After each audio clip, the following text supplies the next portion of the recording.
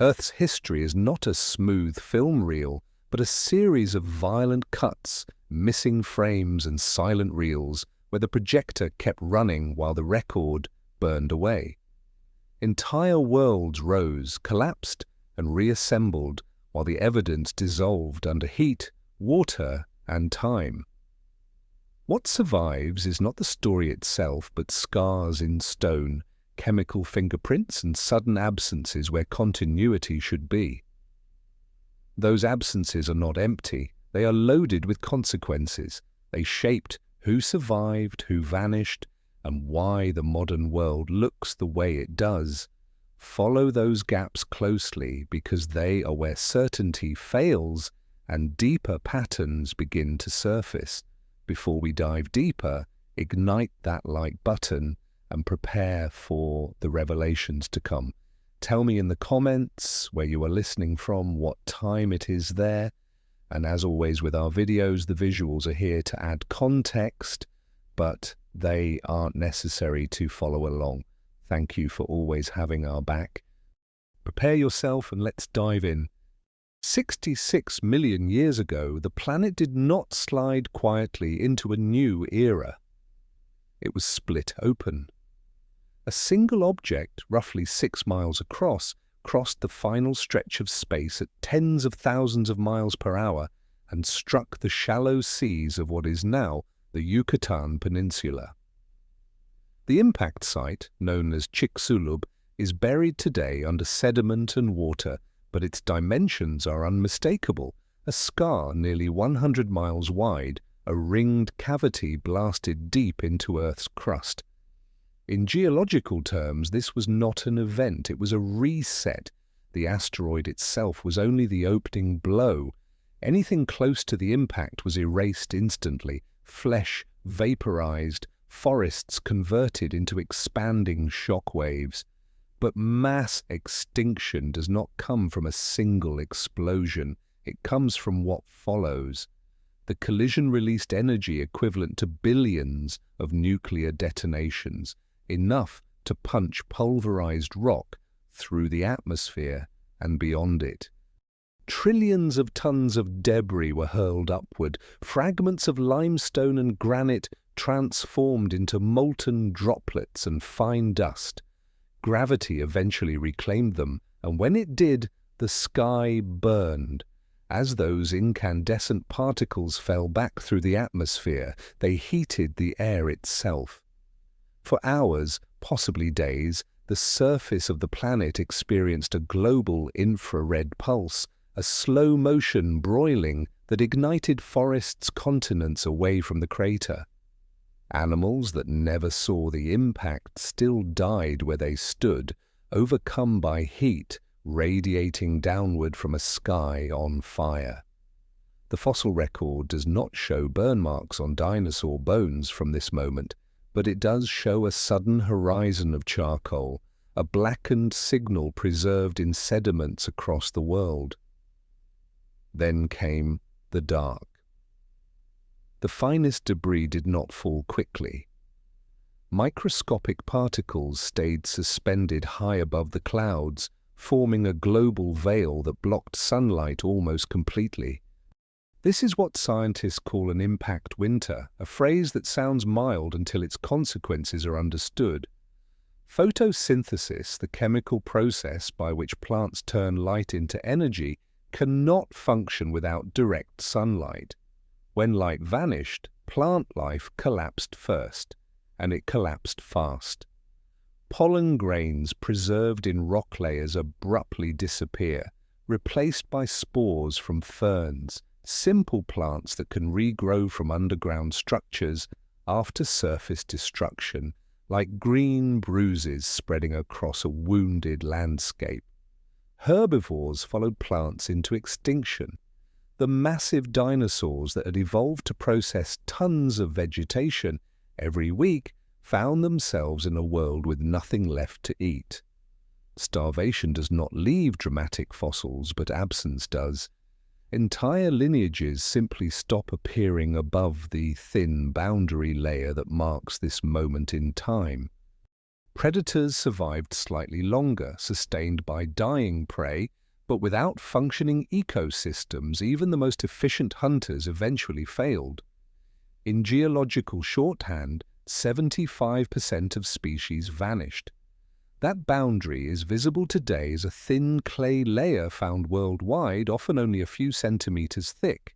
It is enriched with iridium, a metal rare in Earth's crust but common in asteroids, like a cosmic signature left at the scene of a crime. Below it lie dinosaurs and ancient marine reptiles. Above it, they are gone. This is the line between the Cretaceous and the Paleogene, a dividing mark so sharp that it can be traced across continents. It represents not a gradual transition, but a planetary interruption. And yet not everything died. Survival did not belong to the strongest or the most dominant. It belonged to the adaptable. Small mammals, many no larger than rats, endured by sheltering underground, feeding on seeds, insects, and detritus, the biological debris left behind when structured ecosystems collapse. Birds survived too, though barely. Most avian lineages vanished, but a few ground-dwelling species with flexible diets persisted. Crocodiles and turtles endured through slow metabolisms and the ability to survive long periods without food. Sharks and deep-sea organisms weathered the catastrophe because oceans, with their vast thermal inertia, dampened the most extreme temperature swings. What followed should have been one of the most detailed chapters in Earth's story. The aftermath of extinction is where evolution accelerates, where survivors adapt, diversify, and rebuild. Instead, this is where the record thins. Fossils from the immediate post-impact world are rare, scattered, and frustratingly incomplete. This absence is not mysterious in a supernatural sense, but it is deeply inconvenient. Fossilization requires specific conditions, rapid burial, stable sediments, and chemical environments that allow minerals to replace organic material before decay destroys it. After the impact, those conditions were scarce. Erosion intensified as vegetation vanished. River systems changed course. Sediments that might have preserved remains were washed away or never formed. At the same time, population sizes were drastically reduced. When most species are gone, the survivors exist in small, fragmented groups. Small populations leave fewer remains, and fewer remains mean fewer chances for fossilization. The result is a gap, not because nothing happened, but because too much happened too quickly. This gap matters. Somewhere in those missing years, ecosystems were reassembled from the ground up. Food webs were rewired. Behavioral strategies that had worked for millions of years suddenly became irrelevant. Mammals began to experiment with size, diet, and movement in ways that had been impossible under dinosaur dominance. But the exact sequence is blurred. Scientists see before and after snapshots like two still images separated by a jump cut, with the transformation itself lost between frames. The planet that emerged from the darkness was unstable. Temperatures oscillated wildly as atmospheric systems struggled to rebalance. Forests eventually returned, but they were not the same forests. Flowering plants, once secondary players, expanded rapidly, reshaping landscapes with fruits, seeds, and faster reproductive cycles. This botanical shift created new opportunities for animals that could exploit them, especially mammals with differentiated teeth capable of processing diverse foods. There is debate about whether the asteroid acted alone. Long before impact, massive volcanic eruptions in what is now India, known as the Deccan Traps, had been releasing enormous amounts of carbon dioxide and sulfur gases. These eruptions covered millions of square miles with lava and altered the climate through greenhouse warming and acid rain. The planet was already stressed, ecosystems already strained. The asteroid did not strike a stable world, it struck one already near its limit, and the combined effects proved fatal. In this sense, the extinction was not a single cause event, but a cascade. The impact triggered darkness, darkness killed plants, plant death collapsed food chains, acid rain poisoned freshwater systems, wildfires reshaped continents, each effect amplified the next. What makes this period unsettling is not just the scale of death, but how abruptly dominance shifted. For over 160 million years, dinosaurs defined terrestrial life.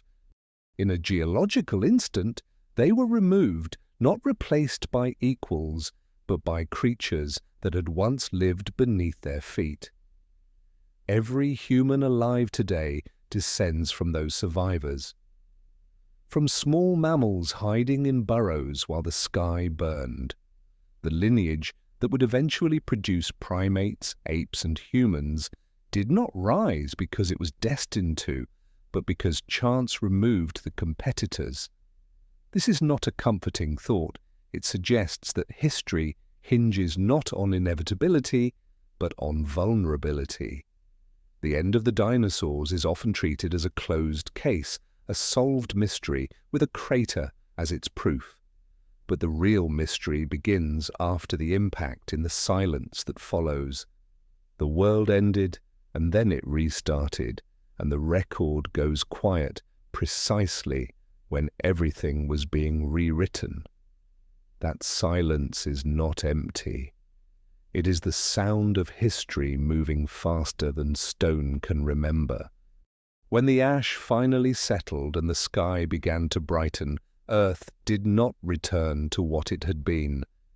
The sunlight that filtered through the thinning veil illuminated a planet stripped of its old hierarchies.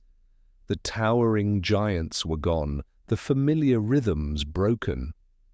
What remained was a patchwork of survivors scattered across a wounded landscape, each lineage improvising its own strategy for persistence.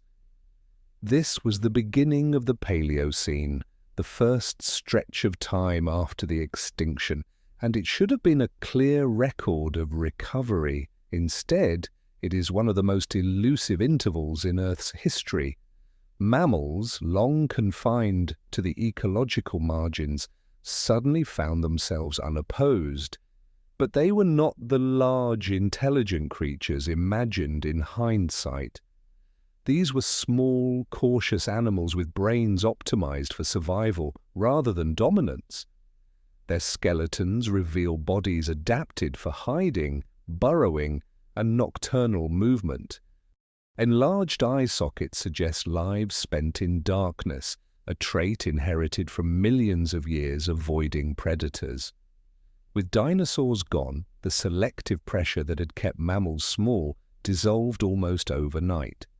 Evidence from scattered fossil sites indicates that mammal body size began to increase within the first million years after the extinction. The change was subtle at first. Rat-sized species gave rise to descendants closer to rabbits and small dogs. This shift matters because body size dictates metabolism, diet, and behavior.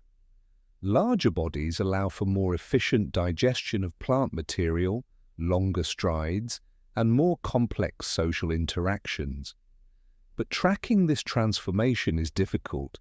The fossil record from the Paleocene is fragmented into isolated snapshots separated by long intervals of missing time. This fragmentation has led to intense debate. Some sites suggest rapid evolutionary expansion, mammals doubling in size within a few 100,000 years. Others show slower, more gradual change. Both interpretations may be correct, reflecting regional differences shaped by climate, geography, and available resources. Without continuous records, scientists are forced to infer connections between fossils, found thousands of miles apart and hundreds of thousands of years separated. The result is a narrative built on inference rather than direct observation. Plants were evolving just as quickly. Ferns dominated the earliest post-impact landscapes, their spores hardy enough to survive fire and darkness. Over time, flowering plants surged forward. Angiosperms, plants that produce seeds enclosed in fruit, diversified explosively. Fruits attract animals, animals spread seeds, and this mutual relationship accelerated ecological complexity. Forests returned, but they were structured differently, with faster-growing species and seasonal cycles that favored adaptability over stability. These new environments opened niches that had never existed before. Mammals responded by diversifying their diets and lifestyles. Some developed teeth suited for grinding leaves and stems. Others evolved sharper cusps for insect consumption, and a few began experimenting with omnivory. Teeth fossilize well, and much of what is known about Paleocene mammals comes from dental fragments. From a single tooth, paleontologists can infer diet, feeding strategy, and even metabolic rate, much like a mechanic, reading wear patterns on an engine part. Yet for every adaptation inferred, countless others are missing. Intermediate forms, the species that bridge generalized survivors and later specialists, rarely appear. Fossilization favors stillness and stability, but the Paleocene was anything but stable. Rivers shifted, climates fluctuated, and sedimentary environments were frequently disrupted. Even when animals died in the right place, their remains were often reworked by erosion before preservation could occur. Some mammal groups flourished briefly and then vanished entirely. Multituberculates are a striking example. These rodent-like mammals had already survived the dinosaur extinction and initially thrived in the Paleocene. They diversified into tree dwellers, burrowers, and herbivores, becoming some of the most abundant mammals on Earth. Their teeth, marked by multiple rows of cusps, suggest efficient processing of plant material. For tens of millions of years, they were a dominant force. Then they disappeared. No clear decline, no gradual fade, just absence.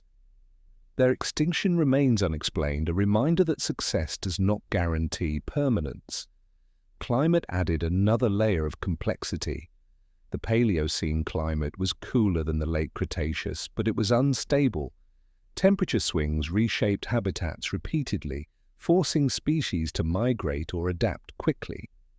These fluctuations likely drove rapid evolutionary change, but they also hindered fossil preservation. Stable depositional environments like calm lake beds were rare. Without them, long-term records failed to accumulate. Near the end of the Paleocene, the planet experienced a dramatic shock known as the Paleocene-Eocene thermal maximum. Over a geologically brief period, global temperatures spiked by 5 to 8 degrees Celsius. This warming was driven by a massive release of carbon into the atmosphere, possibly from volcanic activity or destabilized methane hydrates, ice-like structures that trap methane in ocean sediments. The effect was rapid acidification of oceans and widespread ecological stress.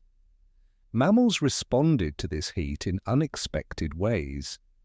Instead of growing larger, many lineages became smaller, a phenomenon known as the dwarfing effect. Smaller bodies dissipate heat more efficiently, an advantage in warmer climates. Fossils from this interval show measurable reductions in body size, a rare example of evolutionary response that can be quantified across multiple species. But once again, the record is patchy. A few well-preserved sites offer detailed glimpses while vast regions remain silent. What makes the Paleocene so frustrating is not ignorance, but partial knowledge. Scientists know this period set the foundation for modern ecosystems. It was when mammals began their ascent, when forests reorganized, when climate systems demonstrated their capacity for rapid change. But the connective tissue is missing. The exact pathways, the failed experiments, the lineages that rose and fell without descendants are mostly invisible. This absence has consequences. Without clear records, it becomes difficult to understand how resilience emerges after catastrophe. Which traits promote survival in unstable worlds? Flexibility, small size, broad diet, and rapid reproduction appear to have helped, but these are broad patterns, not precise rules. Evolution does not follow a script. It responds to conditions, and when conditions shift faster than stone can record, history blurs. The Paleocene stands as a paradox. It is both a beginning and a void, a time when life rebounded from near annihilation, yet left behind only fragments of its story. The world was being rebuilt, species by species, adaptation by adaptation, but much of that reconstruction happened in silence. What remains are hints, clues, and unanswered questions embedded in broken teeth and isolated bones. Understanding this period is essential, not just for reconstructing the past, but for interpreting the present. The Paleocene shows that recovery is not a return to normal. It is the creation of something new, shaped by loss, chance, and constraint. And it reminds us that the most important transformations often occur where the record is thinnest, in the spaces between what we can see. By the time the Paleocene slipped into the Eocene, the planet crossed a line it would not revisit for tens of millions of years. Ice disappeared completely. Not retreated, not reduced, but erased. From equator to pole, Earth entered a state where heat no longer redistributed gently, but accumulated, pressing outward until climate itself became unrecognizable. This was not simply a warm phase, it was a total reconfiguration of how the planet functioned. Palm trees rooted themselves inside the Arctic Circle, their broad fronds preserved later as fossils in places now locked under permafrost. Crocodiles swam through rivers, flowing across what would eventually become Wyoming and southern England, leaving behind teeth and bones that make no sense unless the world itself was different. The Arctic Ocean warmed to temperatures comparable to modern coastal waters, sometimes exceeding 70 degrees Fahrenheit at the surface. There were no ice caps to regulate sea level, no frozen poles to anchor climate stability. The Eocene was a greenhouse world in its purest form. What makes this interval unsettling is its duration. This was not a brief spike or an unstable experiment. For more than 20 million years, Earth remained in this state. That span is longer than the entire stretch between the asteroid impact that killed the dinosaurs and the beginning of the Eocene itself. Life did not merely survive under these conditions, it adapted to them, specialized within them, and came to depend on them. Mammals responded with a burst of diversity that borders on surreal. Some lineages grew larger, others smaller, each responding to ecological opportunities shaped by heat and dense vegetation. Early horses browsed forest floors, no taller than medium-sized dogs, their teeth adapted for soft leaves rather than grass. Primitive whales still possessed legs and functional hips, walking along shorelines before returning to the water, their skeletons showing the tension between land and sea written directly into bone. Primates spread through tropical canopies, their hands and eyes shaped for three-dimensional navigation through branches and vines. Alongside these recognizable trajectories existed entire mammalian groups with no modern descendants. Creodonts rose as apex predators, filling the roles later occupied by cats and wolves, yet following a completely separate evolutionary blueprint. Their teeth were built for slicing flesh, their skulls powerful, but their limb structure differed from modern carnivores in subtle, revealing ways. For millions of years, they dominated food chains across multiple continents. Then they vanished. There is no clear fossil sequence showing their decline, no gradual replacement preserved in stone. One moment, they are everywhere. The next, they are gone. Herbivores followed similarly strange paths. Brontotheres, massive animals resembling oversized rhinoceroses with forked, Y-shaped horns, roamed North America and Asia in enormous numbers. Some stood over 8 feet tall at the shoulder and weighed several tons.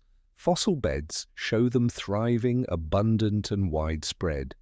Then within a narrow geological window, they disappeared entirely. Climate change is suspected, but the fossil record offers no detailed narrative, only a before and an after, separated by silence. This pattern defines the Eocene. Lineages appear suddenly, flourish for millions of years, then end without explanation. The problem is not a lack of fossils in general, but a lack of continuity. Transitional forms, the step-by-step anatomical changes that would explain how one form became another, are rare to non-existent. This absence is particularly frustrating because on paper, the Eocene should have been ideal for fossil preservation. Geology had other plans. Continents were moving rapidly. India collided with Asia, driving the uplift of the Himalayas and destroying vast sedimentary basins in the process. The Atlantic Ocean widened, consuming older seafloor and dragging fossil-bearing sediments into the mantle where they were melted and erased.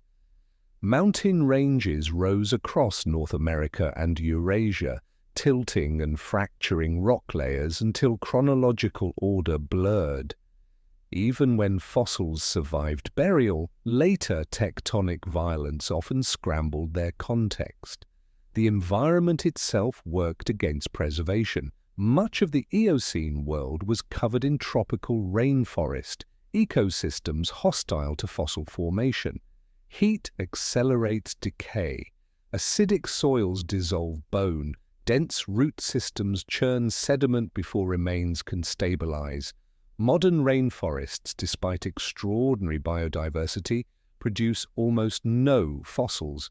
The Eocene rainforests likely behaved the same way, swallowing their own history as quickly as it formed. Nowhere is this loss more consequential than in the story of primates.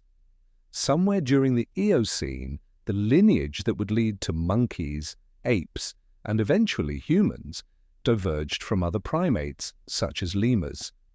This split marks the origin of anthropoids, the group that includes all higher primates. It is one of the most important branching events in human evolutionary history, and it is almost invisible. Early Eocene primates appear small and lemur-like, with grasping hands and large eyes suited for life in trees.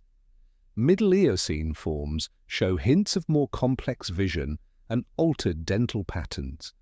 By the late Eocene and early Oligocene, unmistakable anthropoid traits emerge. But the species that connect these stages, the ones that would show the transformation as it happened, are largely missing. Millions of years of evolution vanish into a blind spot created by rainforest conditions and geological disruption. Scientists are forced to reconstruct this history indirectly. Comparative anatomy, genetic divergence estimates, and statistical models fill in outlines where physical evidence fails. These methods are powerful, but they cannot show behavior, social structure, or precise ecological roles. They sketch shadows, not faces. The result is a human origin story that begins in fragments rather than scenes. The Eocene climate itself remains only partially understood. Carbon dioxide levels were far higher than today, perhaps 4 or 5 times pre-industrial concentrations. That explains some warming, but not all. Fossil plants and isotopic data indicate polar temperatures far beyond what climate models predict, even with elevated greenhouse gases. Something amplified the heat. Cloud feedbacks, ocean circulation patterns, or atmospheric chemistry may have played roles, but the system does not resolve cleanly. This matters because the Eocene represents the last time Earth operated under conditions approaching those humanity is now forcing into existence. Understanding how ecosystems responded then could offer insight into future instability. But the record refuses to cooperate. Evidence exists in fragments, distorted by tectonics, erased by erosion, and scattered across continents that no longer resemble their former selves. The end of the Eocene arrived abruptly. Global temperatures dropped. Ice sheets formed on Antarctica for the first time in over 20 million years. Tropical forests retreated toward the equator. Seasonal climates returned, reshaping ecosystems worldwide. Entire groups collapsed, others adapted and expanded. But once again, the transition itself is poorly documented, caught between disrupted sediments and missing records. The Eocene should be one of the most illuminating chapters in Earth's history. Instead, it stands as one of the most frustrating. It reveals a world radically unlike our own, crowded with evolutionary experiments that succeeded, failed, and vanished without explanation. It shows life thriving under extremes and then unraveling when conditions changed. And it hides within its missing pages the earliest steps of the lineage that would one day try to understand it. When the Eocene world finally fractured, it did not ease into decline. It snapped.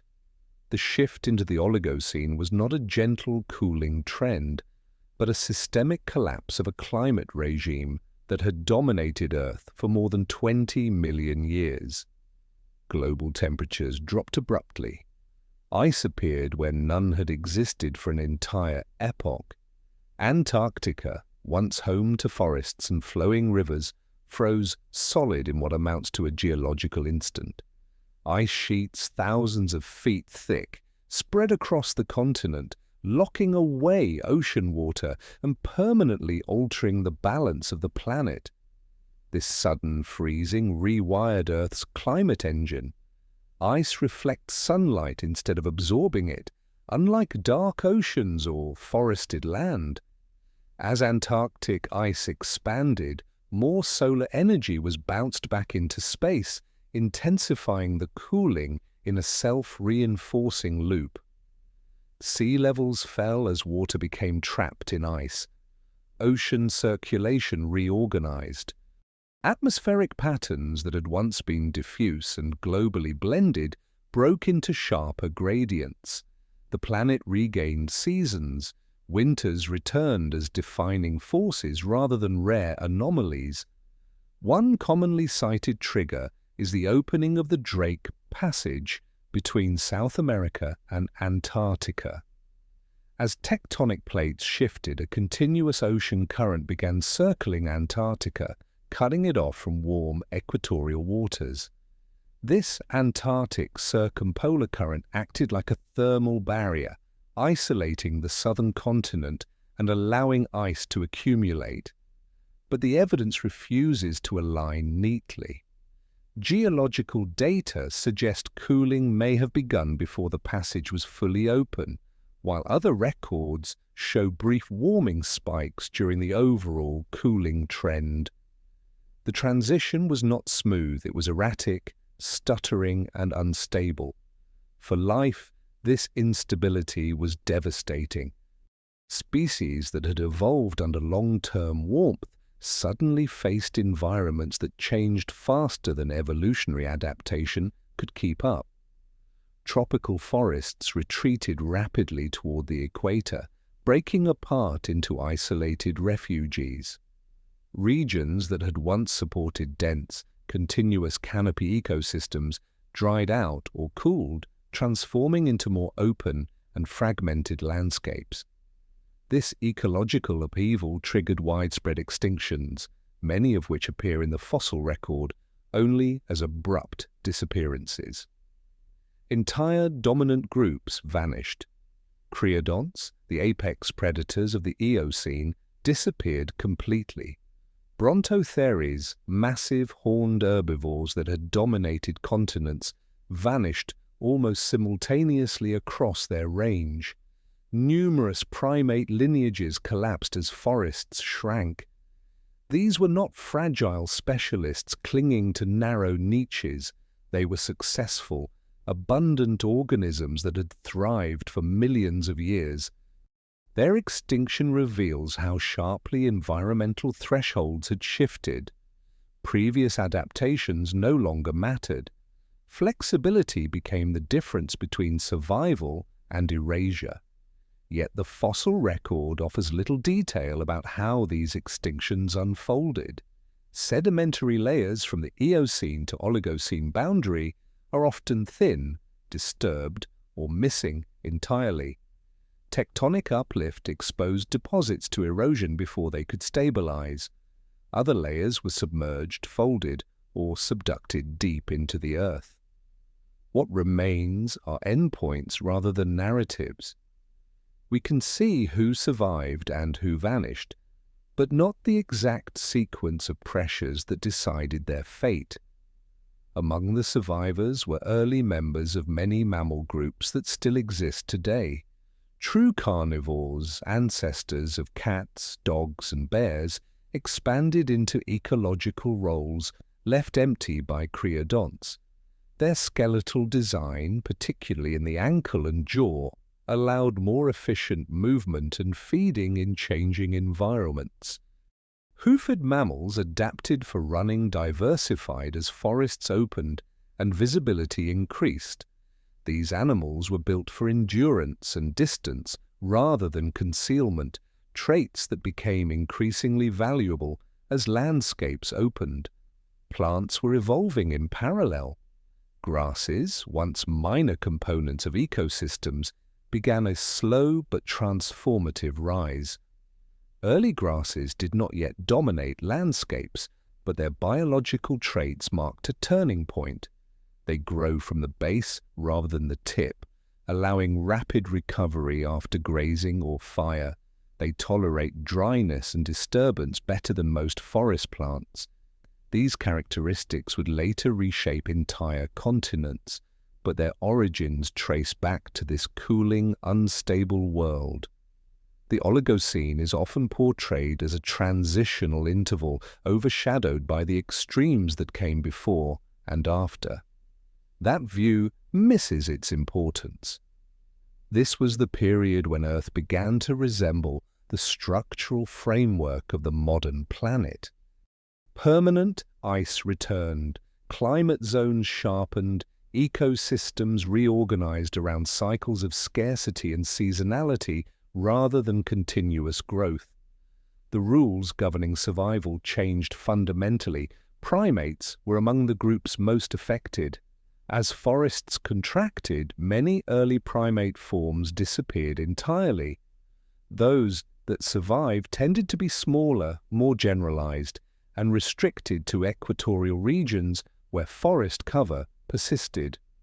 The fossil record from this time, especially in Africa, is sparse. Tectonic uplift and erosion destroyed many potential fossil sites, creating a blind spot at a critical moment. Somewhere in this interval, the groundwork for later ape evolution was being laid, but the physical evidence is fragmentary and scattered. This scarcity is deeply ironic. The Oligocene was a time of intense evolutionary pressure when adaptations were being tested, refined, or discarded. Yet the same forces driving change also erased its traces.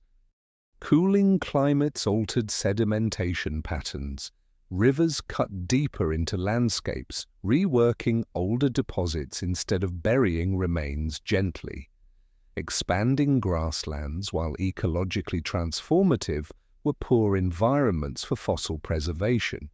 Exposed carcasses were quickly scavenged, scattered, and destroyed.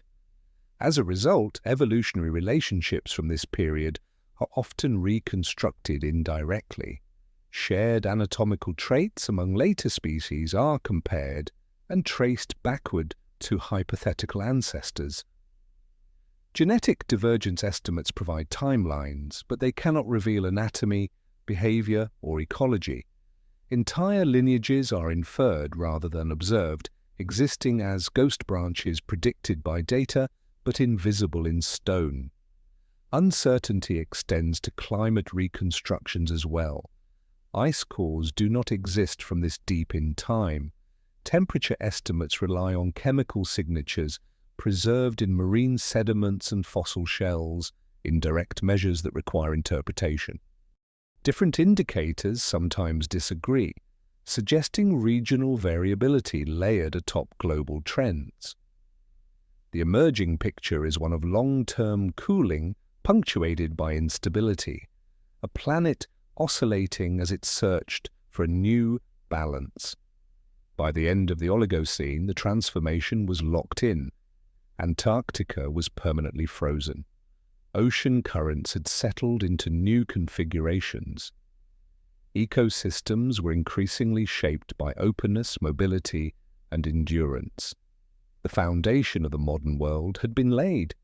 The Miocene would amplify these trends, but the decisive pivot had already occurred. What makes this period unsettling is not only the scale of change, but how poorly it is recorded. The Eocene to Oligocene transition ranks among the most consequential climate shifts in Earth's history, comparable to the onset of ice ages. Yet its internal mechanics remain obscured by gaps that refuse to close. This pattern repeats across deep time. When environments are stable, records accumulate slowly. When change accelerates, records fracture.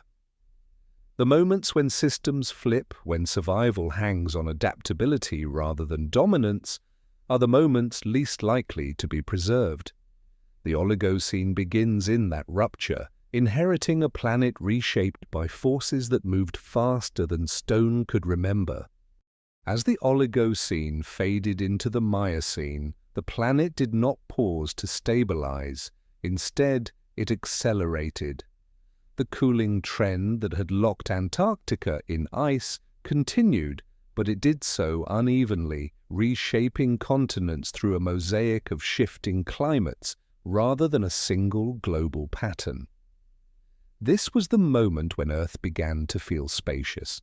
Forests that had once wrapped the planet in dense green continuity fractured and pulled back.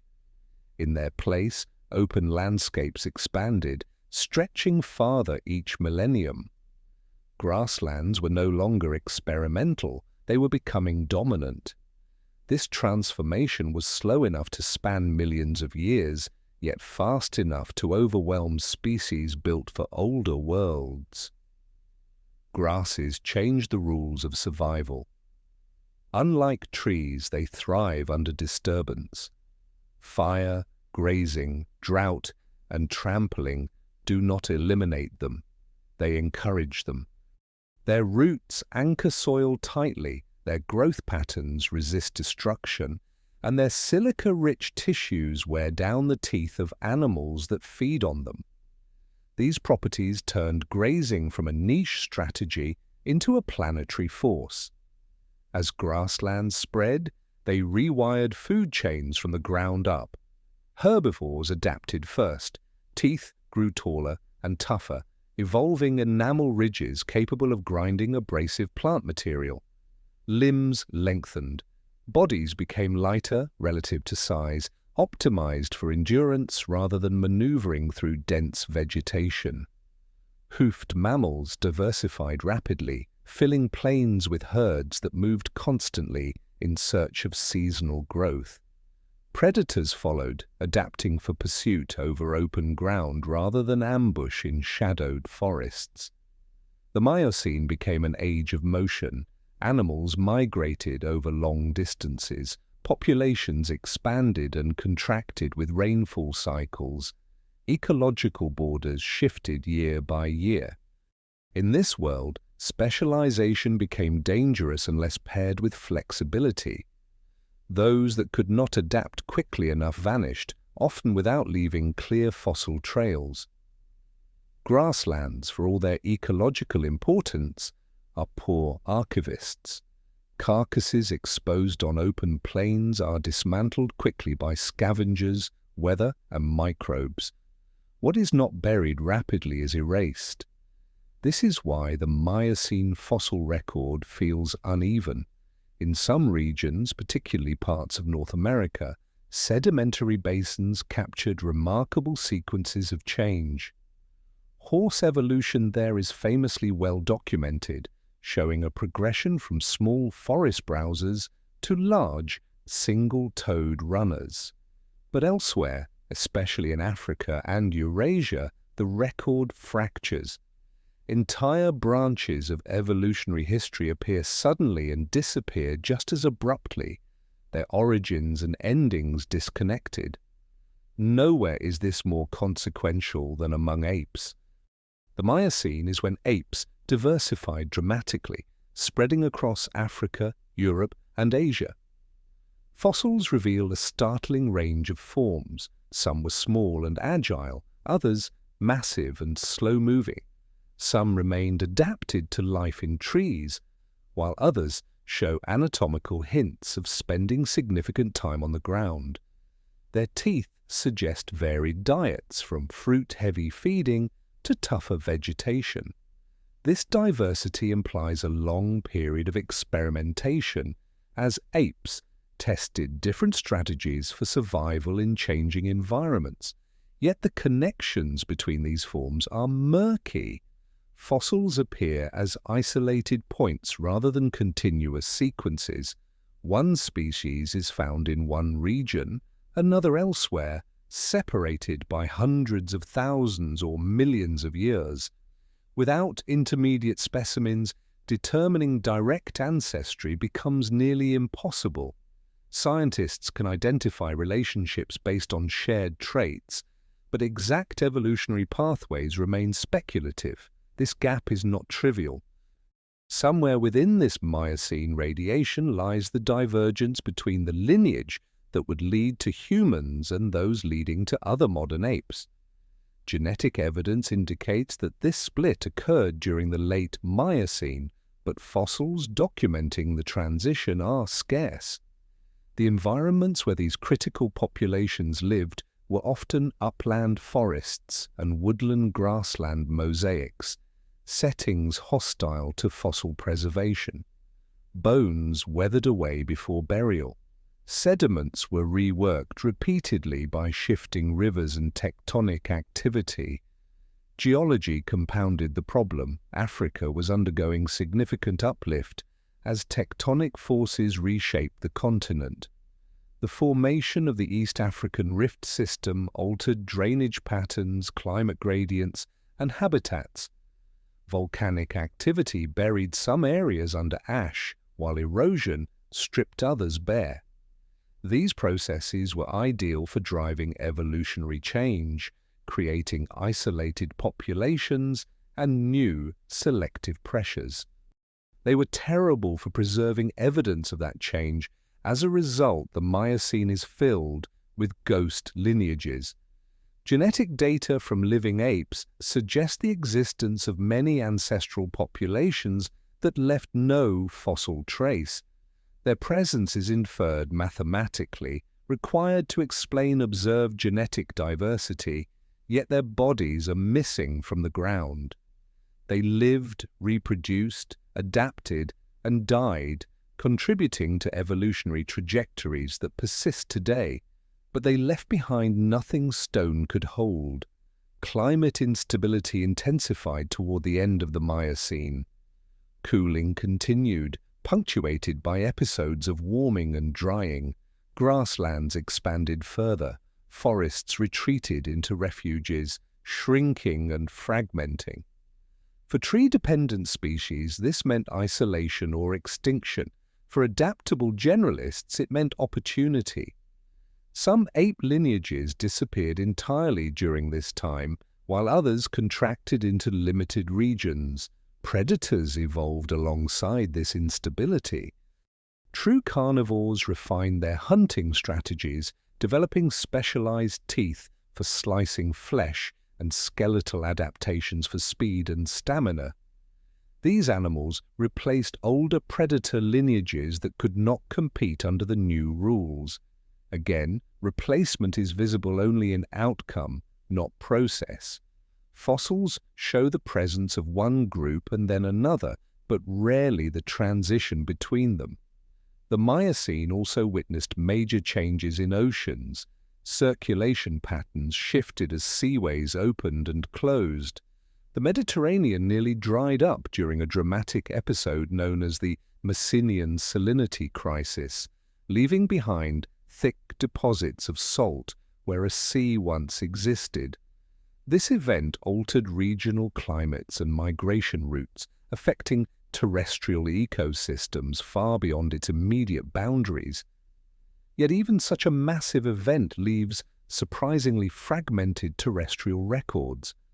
By the close of the Miocene, the world was unmistakably trending toward something familiar. Open landscapes dominated. Large mammals roamed in herds. Seasonal variability governed survival. But the path to this configuration is only partially visible. The Miocene should explain how modern ecosystems emerged, how apes diversified and narrowed, how grasslands reshaped evolution. Instead, it offers outlines without detail, endpoints without journeys. This absence creates a false impression of suddenness. When viewed through incomplete records, evolution appears to leap rather than flow. Species seem to appear fully formed, already adapted to their niches. In reality, these forms were shaped through countless intermediate stages that simply failed to fossilize. The Miocene was not an age of abrupt invention. It was an age of relentless testing, most of which left no trace. What survives are fragments that hint at a crowded, competitive world in flux. A world where adaptability mattered more than dominance, where movement replaced stability, and where the lineage that would eventually produce humans was navigating a narrowing corridor between forest and plain. The Miocene does not tell that story directly. It whispers it through absence, forcing reconstruction from what is missing as much as from what remains. As the Miocene gave way to the Pliocene, the planet crossed into a state of sustained instability. The long cooling trend did not simply continue, it fractured into cycles. Temperatures rose and fell repeatedly. Rainfall patterns shifted without settling. Forests advanced during wetter intervals, only to retreat again as dry phases returned. Lakes appeared, expanded, then vanished entirely. For life on land, the defining feature of the Pliocene was not a single climate direction, but constant rearrangement. Africa became the epicenter of this volatility. The East African rift system continued tearing the continent apart, lifting plateaus and carving deep valleys. This tectonic reshaping altered wind patterns and disrupted monsoon systems, creating sharp contrasts between neighboring regions. Some areas received increasing rainfall, while others dried dramatically. Continuous forests fragmented into isolated patches, separated by open woodland and grassland. Populations that once mingled freely became divided, setting the stage for rapid evolutionary divergence. It is here that early hominins enter the record, but they do so quietly and incompletely. Fossils from the early Pliocene are scarce and often frustratingly fragmentary. A partial jaw, a handful of teeth, a skull fragment missing its face. Each find carries enormous weight because there are so few of them. These remains point to creatures that no longer fit comfortably among apes, yet fall far short of modern humans. Their bodies reflect compromise rather than clarity. The most consequential change is evident in the pelvis and lower limbs. These hominins were walking upright. Bipedalism was not occasional or experimental, it was becoming habitual. The structure of the hip joint, the angle of the femur, and the alignment of the spine all indicate regular upright locomotion. At the same time, the arms and shoulders retain features suited for climbing. These were not ground-bound walkers abandoning the trees, but adaptable generalists moving between environments that no longer stayed the same for long. The timing of this shift is critical. Genetic evidence suggests the human lineage split from that of chimpanzees near the Miocene to Pliocene boundary. Yet the fossil record from this exact interval is among the thinnest in all of paleoanthropology. The landscapes these early hominins occupied were dynamic and destructive. Floodplains shifted constantly. Volcanic ash periodically buried surfaces, preserving some traces while erasing others. Bones left exposed even briefly were scattered by scavengers or destroyed by weather. This scarcity fuels ongoing debate. One hypothesis argues that upright walking evolved as grasslands expanded, favoring efficient movement across open terrain and freeing the hands for carrying food or tools. Another proposes that bipedalism emerged in woodland environments, where standing upright aided balance and reach while navigating branches. Fossil evidence exists for both scenarios, but not enough to resolve the question. Each specimen represents a single life, separated from others by tens or hundreds of thousands of years of missing time. Once established, bipedalism reshaped everything. Walking upright changes energy efficiency, allowing long-distance travel with less metabolic cost. It frees the hands for carrying objects and manipulating the environment. It alters the structure of the spine, pelvis, and skull, setting constraints on future evolution. After this shift, reversing course becomes nearly impossible without losing functionality elsewhere. The body commits to a new architectural plan. What did not change quickly was brain size. Pliocene hominins had brains only slightly larger than those of modern chimpanzees. Cognitive capacity, as far as can be inferred, remained limited. These were not tool makers in the modern sense, nor strategic planners. Survival depended on flexibility, opportunism, and social cooperation rather than innovation. Stone tools appear sporadically toward the end of the Pliocene, but even their association with specific hominin species is uncertain. The problem is compounded by taxonomy. With such fragmentary material, distinguishing species becomes extremely difficult. Some researchers interpret the Pliocene fossils as evidence of multiple hominin species coexisting and competing.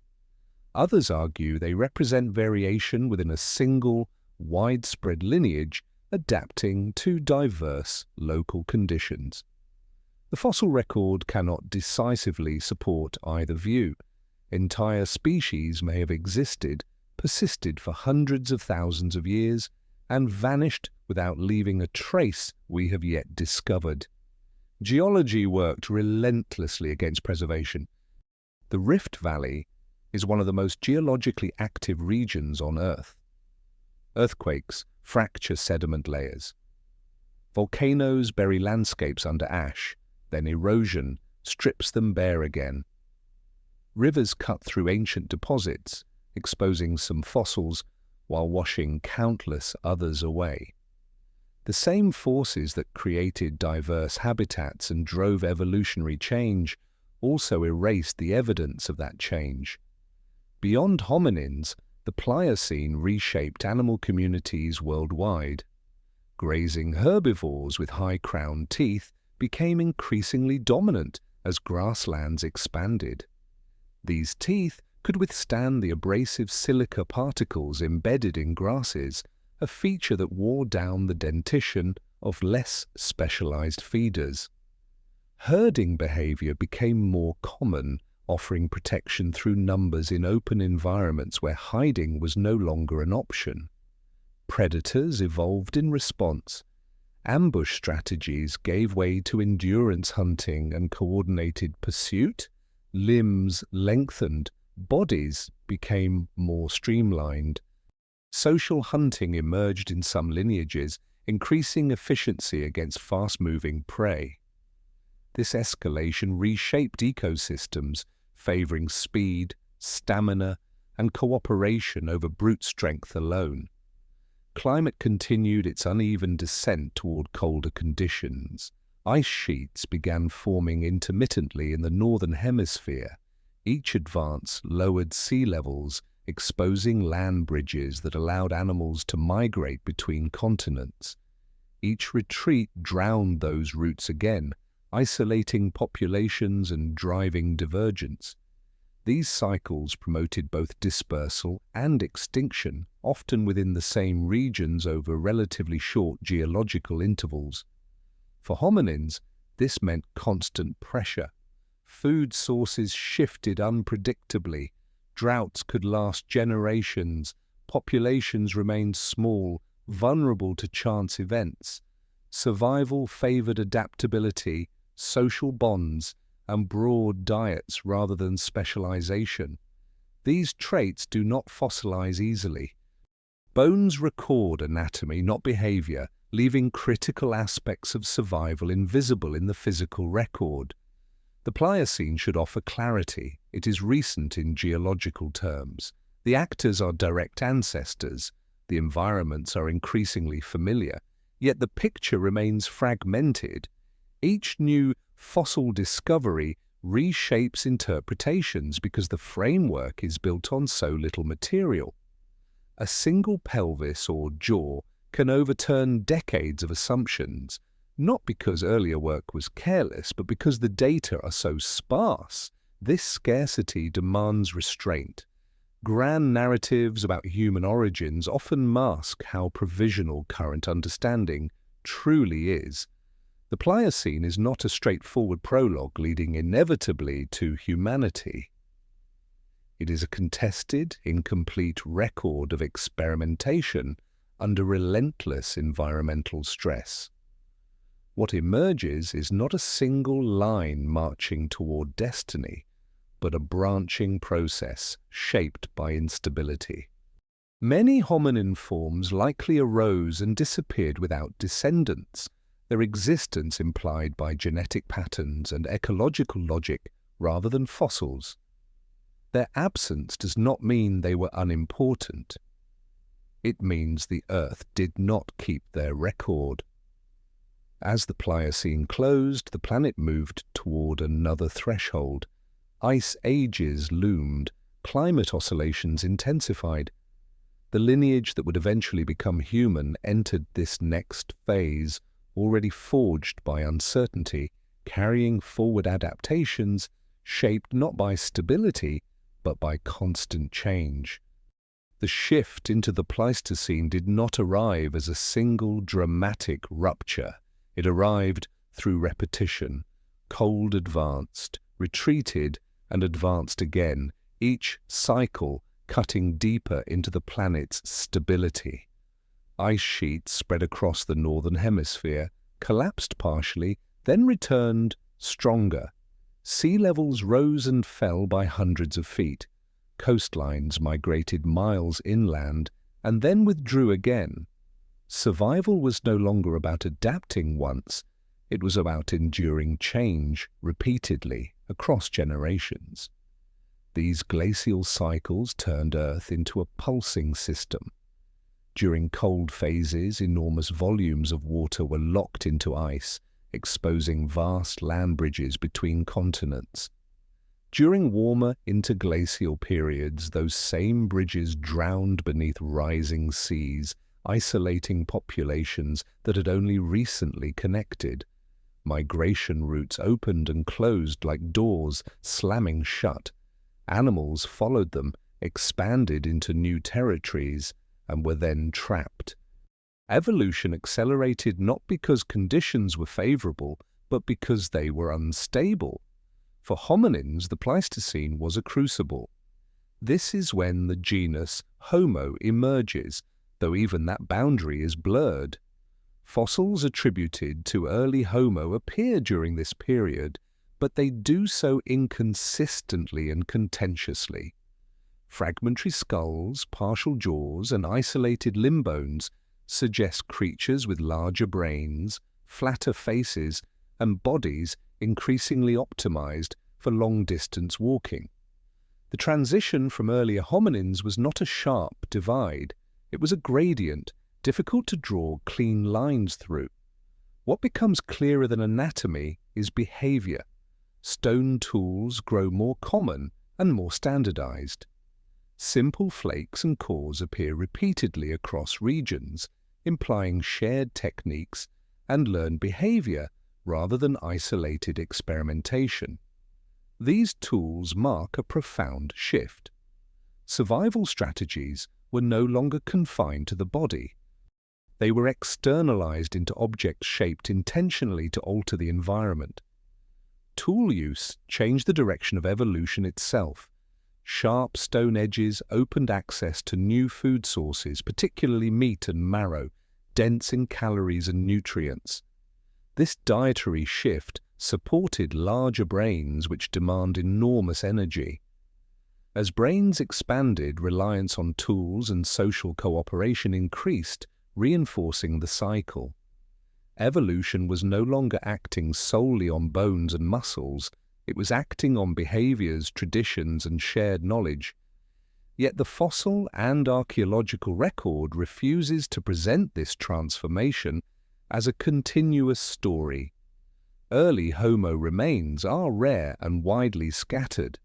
Some sites suggest multiple Homo species coexisted, each with slightly different adaptations. Others imply a single, highly variable population spread across diverse environments. Without long, uninterrupted sequences from the same regions, these interpretations remain unresolved. The Pleistocene, despite its relative youth, is riddled with absences. Climate instability worsened the problem. Advancing glaciers scraped landscapes clean, erasing surface deposits and destroying archaeological sites. When ice retreated, meltwater floods reshaped terrain on a continental scale, rerouting rivers and burying evidence deep beneath new sediments. Entire chapters of hominin activity were erased before they could ever fossilize. What survives tends to be what fell into caves, sinkholes, or volcanic ash layers, rare situations that shielded traces from destruction. Despite this, broad patterns emerge. Homo populations expanded beyond Africa for the first time. Lower sea levels exposed corridors into Eurasia, allowing movement into colder, more seasonal environments. Fossils and tools found at higher latitudes indicate hominins living far beyond the ecological comfort zones of earlier species. This expansion implies new strategies, including clothing, shelters, and coordinated social behavior. Direct evidence for these practices is limited, but their necessity is unavoidable. Fire marks one of the most important thresholds. Controlled fire provides warmth, protection, and cooked food, increasing caloric intake while reducing digestive demands. It extends usable hours beyond daylight, creating space for social interaction and learning. Fire, however, leaves an ambiguous signature. Burned bones and hearth-like features appear at some sites, but natural wildfires can produce similar traces. Determining intentional control is difficult, and dates remain debated. Still, by the Middle Pleistocene, habitual fire use becomes increasingly likely. As Homo diversified, different lineages adapted to different conditions. Some became robust and heavily built, suited for physical strength and cold climates. Others remained more gracile, favoring endurance and flexibility.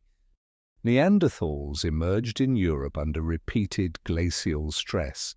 Their compact bodies conserved heat. Their projecting faces may have warmed cold air before it reached the lungs.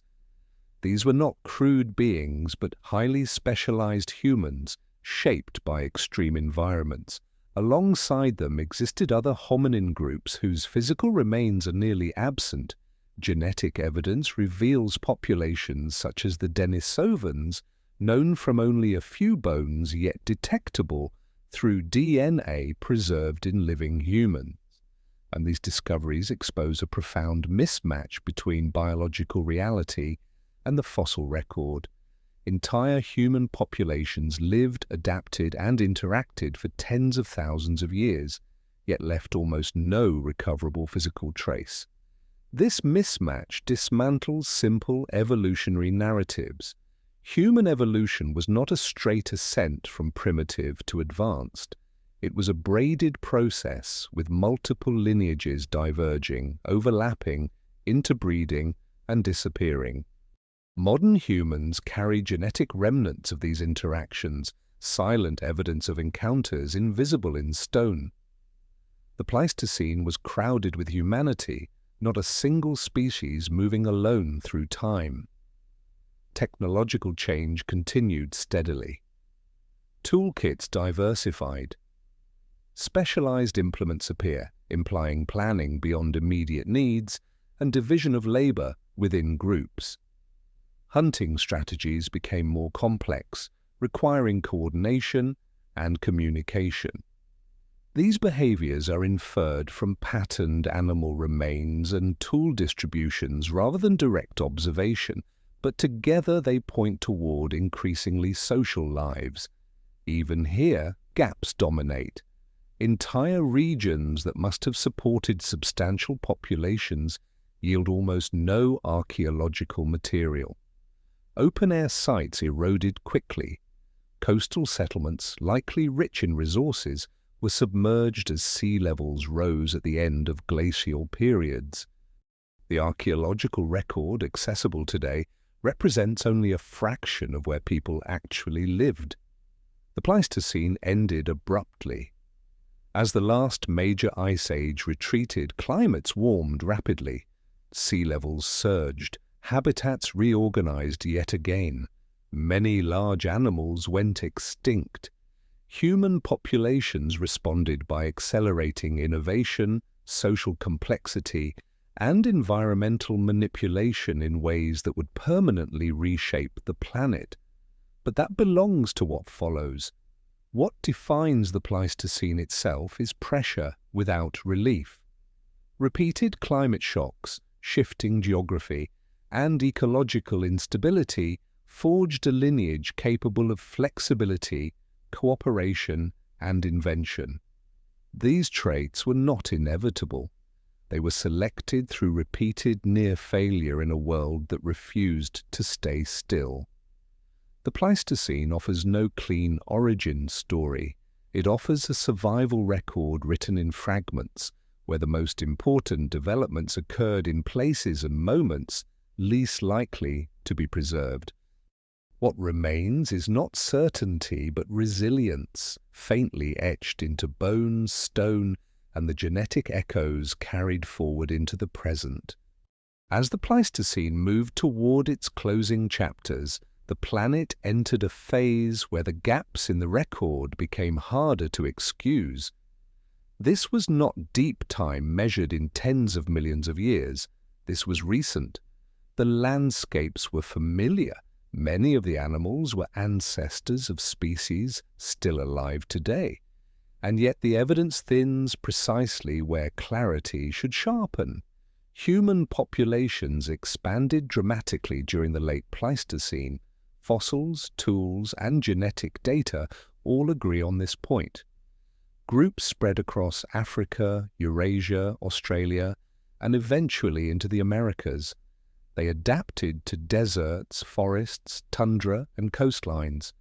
They developed regionally distinct tool traditions and survival strategies.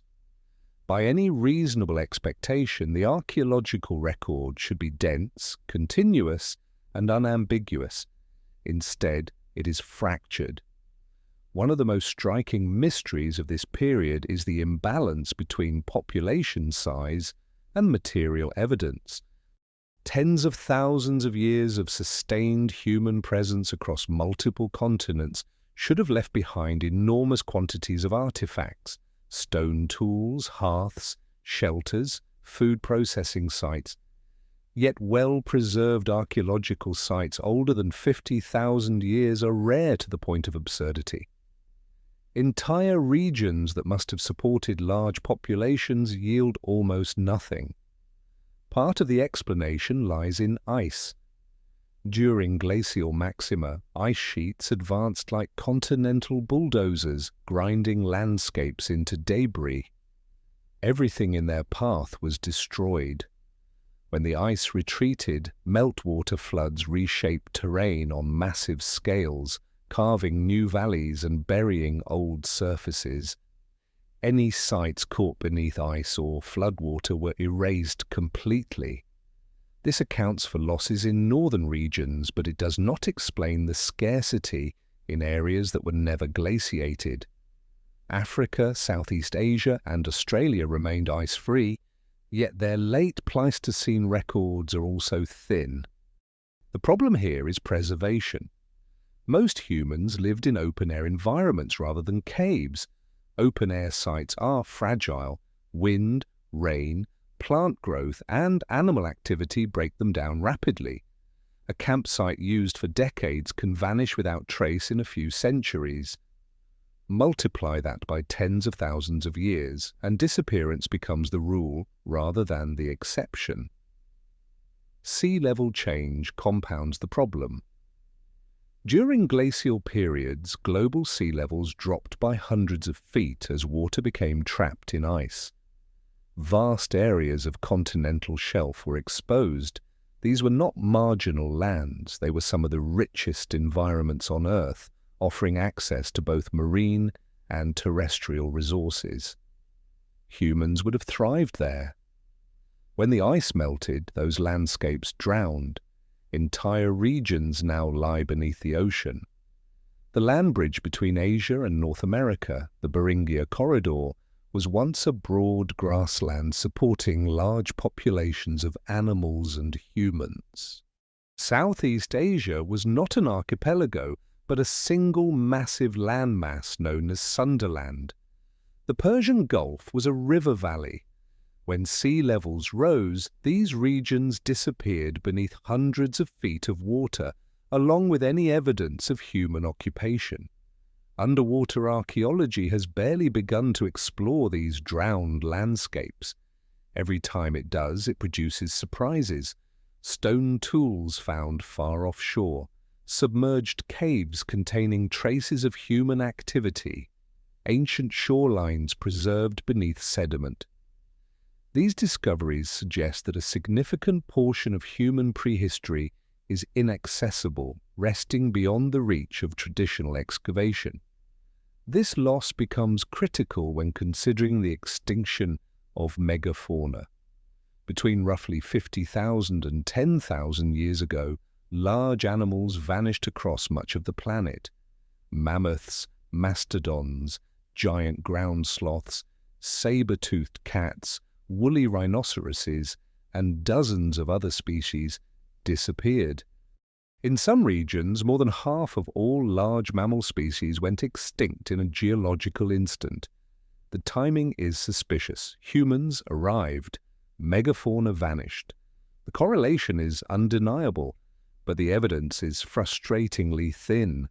Direct kill sites are rare. Butchered bones exist, but not in quantities that match the scale of extinction. If humans hunted these animals to extinction through sustained pressure, there should be thousands of kill sites across continents. Instead, there are dozens. Climate change provides part of the explanation. Rapid warming at the end of the last ice age transformed habitats faster than many large animals could adapt. Grasslands shifted, forests expanded, seasonal patterns changed, but climate alone struggles to explain the selectivity of extinction. Large animals vanished disproportionately, while smaller species often survived. Humans, uniquely capable of altering ecosystems, remain a likely factor, but the record does not clearly show how. The possibility emerges that much of the evidence lies underwater or was destroyed by post-glacial processes. Coastal hunting sites, processing areas, and migration routes are now submerged. Inland sites may have been eroded or buried beyond detection. What survives may represent only the final moments of a much longer process. Human diversity during this time further complicates the picture. Modern humans were not alone. Neanderthals occupied Europe and Western Asia. Denisovans ranged across parts of Asia. Other hominin groups existed whose remains are barely known or entirely absent. Genetic evidence reveals interbreeding among these populations. Modern humans carry fragments of Neanderthal and Denisovan DNA, proof of contact invisible in the fossil record. The disappearance of these groups raises questions similar to those surrounding megafauna. Did they vanish through competition, climate stress, disease, or assimilation? The record cannot answer definitively. Neanderthals left behind tools, shelters, and burials, yet their final disappearance is marked more by silence than catastrophe. Denisovans are known almost entirely through genetics. Their physical culture is largely unknown. Even modern human behavior during the late Pleistocene resists clear reconstruction. Art appears sporadically. Symbolic objects emerge in isolated regions. Complex social behaviors are inferred rather than observed directly. Some populations seem technologically conservative for tens of thousands of years, while others innovate rapidly. These differences may reflect cultural traditions, environmental pressures, or simple chance. Without continuous records, distinguishing between these factors is difficult. The late Pleistocene challenges assumptions about progress. There is no steady march toward complexity. Instead, there are long plateaus punctuated by bursts of change. Technologies appear, spread, then disappear. Populations expand, fragment, and recombine. Innovation is not guaranteed, it is contingent. What makes this period particularly unsettling is how close it is to us. These were people who hunted, shared food, cared for children, and buried their dead. They lived in landscapes that still exist, among animals whose descendants we recognize, and yet their lives are largely invisible. The earth did not preserve their footprints except in rare, accidental circumstances. As the Pleistocene ended and the Holocene began, conditions stabilized briefly. Ice retreated, sea levels rose, climate became warmer and more predictable. Human societies responded with agriculture, permanent settlements, and rapid population growth. This transition is often portrayed as a clean break, but it rests on an incomplete foundation. The behaviors that made it possible were forged under Pleistocene pressures we can only partially reconstruct. The late Pleistocene is not a missing chapter because nothing happened. It is missing because too much happened in environments hostile to preservation. It is a reminder that proximity in time does not guarantee clarity. The closer we move toward the present, the more we expect understanding. Instead, we encounter silence. What remains is a paradox. The period that shaped modern humanity most directly is one of the least visible in the material record. We infer it through absence, reconstruct it through genetics, and debate it endlessly through fragments. The late Pleistocene does not give us certainty. It gives us limits, marking the boundary between what can be known and what has been irretrievably lost. As the Pleistocene transitioned into the Holocene, a period often regarded as the dawn of civilization, the Earth's ecosystems experienced another pivotal transformation. The dramatic cooling that had defined the ice ages came to a sudden halt, but the change was not without its consequences. The stability that followed was both a gift and a curse, setting the stage for human innovation while simultaneously creating a new set of challenges that would push the planet's resources to their limits. With the retreat of the glaciers, new landscapes began to emerge, previously hidden beneath ice sheets. Sea levels rose steadily, drowning once productive coastal plains and connecting fragmented landmasses. In the northern hemisphere, vast tracts of tundra and boreal forest expanded. These changes offered fresh opportunities for the species that survived, particularly humans, who were increasingly equipped with the tools and intelligence to dominate their environment. The Holocene saw the end of the megafaunal extinctions. The large herbivores and predators that once roamed the planet became rare or vanished entirely. The causes of their disappearance remain debated, but it is clear that human activity played a critical role in accelerating the process. Some species disappeared due to hunting pressures, while others struggled to adapt to the changing climate and ecosystems. In regions like North America, where many of these giant creatures once roamed, archaeological sites suggest that humans, armed with more advanced tools and cooperative hunting strategies, contributed to the rapid decline of species such as mammoths, saber-toothed cats, and giant ground sloths. Despite the loss of many of these larger animals, the end of the Pleistocene did not lead to a quiet period of equilibrium. Instead, it ushered in an era of intense environmental transformation. Humans adapted not just to the environment around them, but also began reshaping that environment to meet their needs. The transition from hunter-gatherer societies to settled agricultural communities marked the beginning of this process. The domestication of plants and animals fundamentally changed the relationship between humans and the land.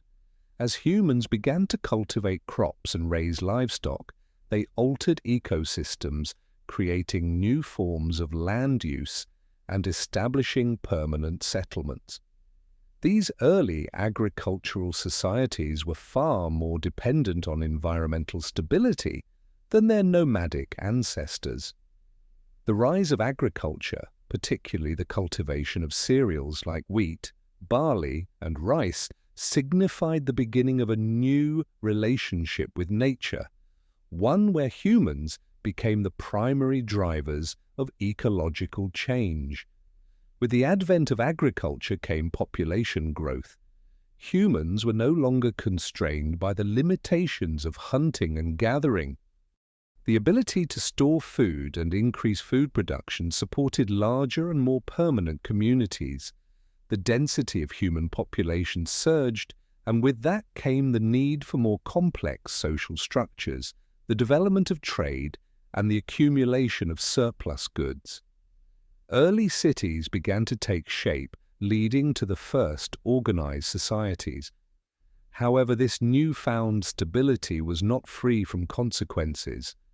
The rapid expansion of human populations created pressures on the environment. Deforestation, soil degradation, and the overuse of land became significant issues. Early farmers cleared forests to make way for fields, which led to soil erosion and the eventual depletion of nutrients in the land. Irrigation, a vital technique for agriculture in arid regions, brought about the salinization of soils, making them less fertile. These changes began to shape human civilizations in ways that would become more pronounced in future centuries. The Holocene was marked by increasingly complex human interactions with the environment, but it also highlighted the vulnerability of human societies to environmental fluctuations. The relatively stable climate of the Holocene was not uniform.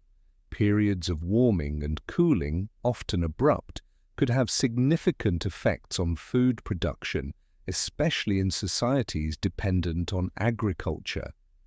These fluctuations led to crop failures, famine, and the collapse of civilizations throughout history. The Little Ice Age, which began in the 14th century, is a notable example of a climate shift that wreaked havoc on agricultural societies. As humans began to shape the environment, they also began to change the course of their own evolution. While cultural innovations, such as the use of tools, the development of language, and the advent of agriculture began to dominate, biological evolution continued at a slower pace. Over thousands of years, the pressures of living in dense, urban societies began to influence the human body. Diseases that had once been contained in smaller, isolated communities now spread rapidly, creating new health challenges for humans. The domestication of animals also facilitated the transmission of zoonotic diseases, which in turn impacted human populations in profound ways. The rise of cities and empires brought about new forms of governance, trade, and technology. But they also brought about new challenges. The more humans began to interact with one another, the more their societies needed to be organized. The concept of hierarchy emerged, as did the need for systems of law, taxation, and defense. These early political systems were often fragile, as evidenced by the rise and fall of many early civilizations. From the fall of the Indus Valley to the collapse of the Roman Empire, the Holocene demonstrated that civilizations could be both innovative and fragile. In addition to the shifts in governance and society, technological innovation accelerated dramatically during the Holocene. The development of writing systems, the wheel, and later, metallurgy, revolutionized human capabilities. These technological advances, combined with the increasing density of human populations, set the stage for the rise of modern societies. The Industrial Revolution, which began in the 18th century, marked a pivotal moment in human history as it accelerated technological growth at an unprecedented rate. It also marked a turning point in humanity's relationship with the environment, as the rapid exploitation of fossil fuels and the rise of industrial agriculture began to shape the planet in ways that would leave lasting impacts. Yet, even as humans reshaped the Earth through innovation and development, the natural world fought back. As human populations grew and the demand for resources increased, environmental degradation became an increasingly visible issue. Deforestation, pollution, climate change, and biodiversity loss all became the byproducts of human expansion. The ability of human societies to adapt and respond to these challenges would become one of the defining themes of the modern era. The Holocene, then, was not just a period of human progress. It was a period of environmental transformation, driven by human activity that has altered the trajectory of life on Earth. From the domestication of plants and animals to the rise of cities and industrialization, the Holocene was a time of unprecedented change both for humans and the natural world. As we move further into the Anthropocene, it becomes clear that the story of humanity's relationship with the Earth is one of both creativity and consequence, marked by both ingenuity and ecological imbalance. How we navigate this new era will determine the future of life on Earth, as the forces we have unleashed continue to shape the planet in ways that are still unfolding. As the dawn of the Anthropocene looms over the horizon, humans find themselves at an unprecedented crossroads in the history of life on Earth. This is the age where human influence has reached such a scale that it rivals the natural forces that have shaped the planet for billions of years. The effects of human activity are visible everywhere, on the land, in the air, and in the oceans. Climate change, deforestation, pollution, and biodiversity loss are all symptoms of the way we have reshaped the world to meet our needs. The Anthropocene represents a tipping point, a time when the trajectory of human civilization no longer operates in harmony with the natural processes of Earth. The rapid expansion of human societies, coupled with the Industrial Revolution, ushered in an era of technological, economic, and demographic growth that has fundamentally altered the Earth's ecosystems. Fossil fuel consumption, mass agriculture, and urbanization have redefined the physical world. Over the past few centuries, human-driven activities have pushed the planet into an era of environmental transformation, far exceeding the pace of change that natural forces would have ever achieved. Our influence is so profound that scientists argue we are living through a geological epoch of our own making. One of the most apparent consequences of human activity is the changing climate. Industrialization released vast amounts of carbon dioxide and other greenhouse gases into the atmosphere, trapping heat and causing global temperatures to rise. The Earth's climate system, once shaped by natural cycles, now finds itself under the pressure of unprecedented human-induced warming. This warming affects not just the temperature but the weather patterns themselves.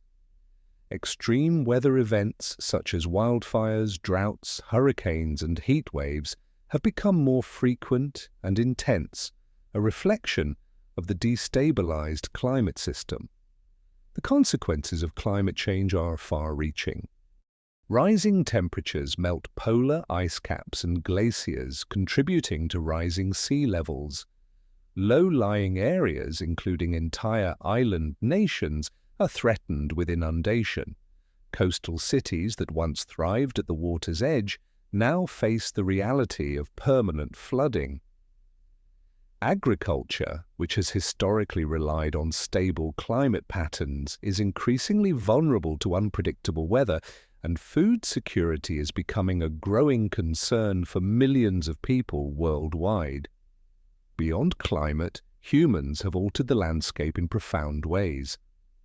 Deforestation, driven by agriculture, logging, and urbanization, has decimated entire ecosystems.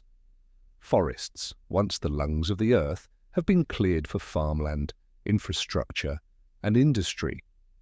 This destruction not only contributes to climate change by releasing stored carbon into the atmosphere, but also disrupts the complex web of life that depends on these ecosystems. Species that once thrived in these forests are now endangered or extinct. Tropical rainforests, home to some of the most biodiverse ecosystems on the planet, are particularly vulnerable. The loss of biodiversity is perhaps the most tragic aspect of human influence on Earth. The rapid extinction of species, driven by habitat loss, climate change, pollution, and overexploitation, has led to a catastrophic decline in the variety of life. We are witnessing what some scientists call the sixth mass extinction, the first caused by a single species, humans. The disappearance of species erodes the intricate relationships that sustain ecosystems, from pollination to nutrient cycling, ultimately threatening the stability of the environment itself. This biodiversity loss has severe implications for food systems, medicine, and human well-being. It is a reminder of the interconnectedness of all life and the fragile balance that has been disrupted. The oceans, too, have borne the brunt of human actions. Overfishing, plastic pollution, and the acidification of seawater caused by increased carbon dioxide have devastated marine ecosystems. Coral reefs, once vibrant and full of life, are now dying at an alarming rate, in part due to the warming waters and the effects of pollution. The destruction of coral reefs not only threatens marine species, but also the livelihoods of millions of people who depend on the ocean for food and income. The pollution of air, water, and soil is another consequence of the Anthropocene. Industrial activities, urbanization, and agriculture have led to widespread contamination. Toxic chemicals, plastic waste, and untreated sewage contaminate rivers, lakes, and oceans.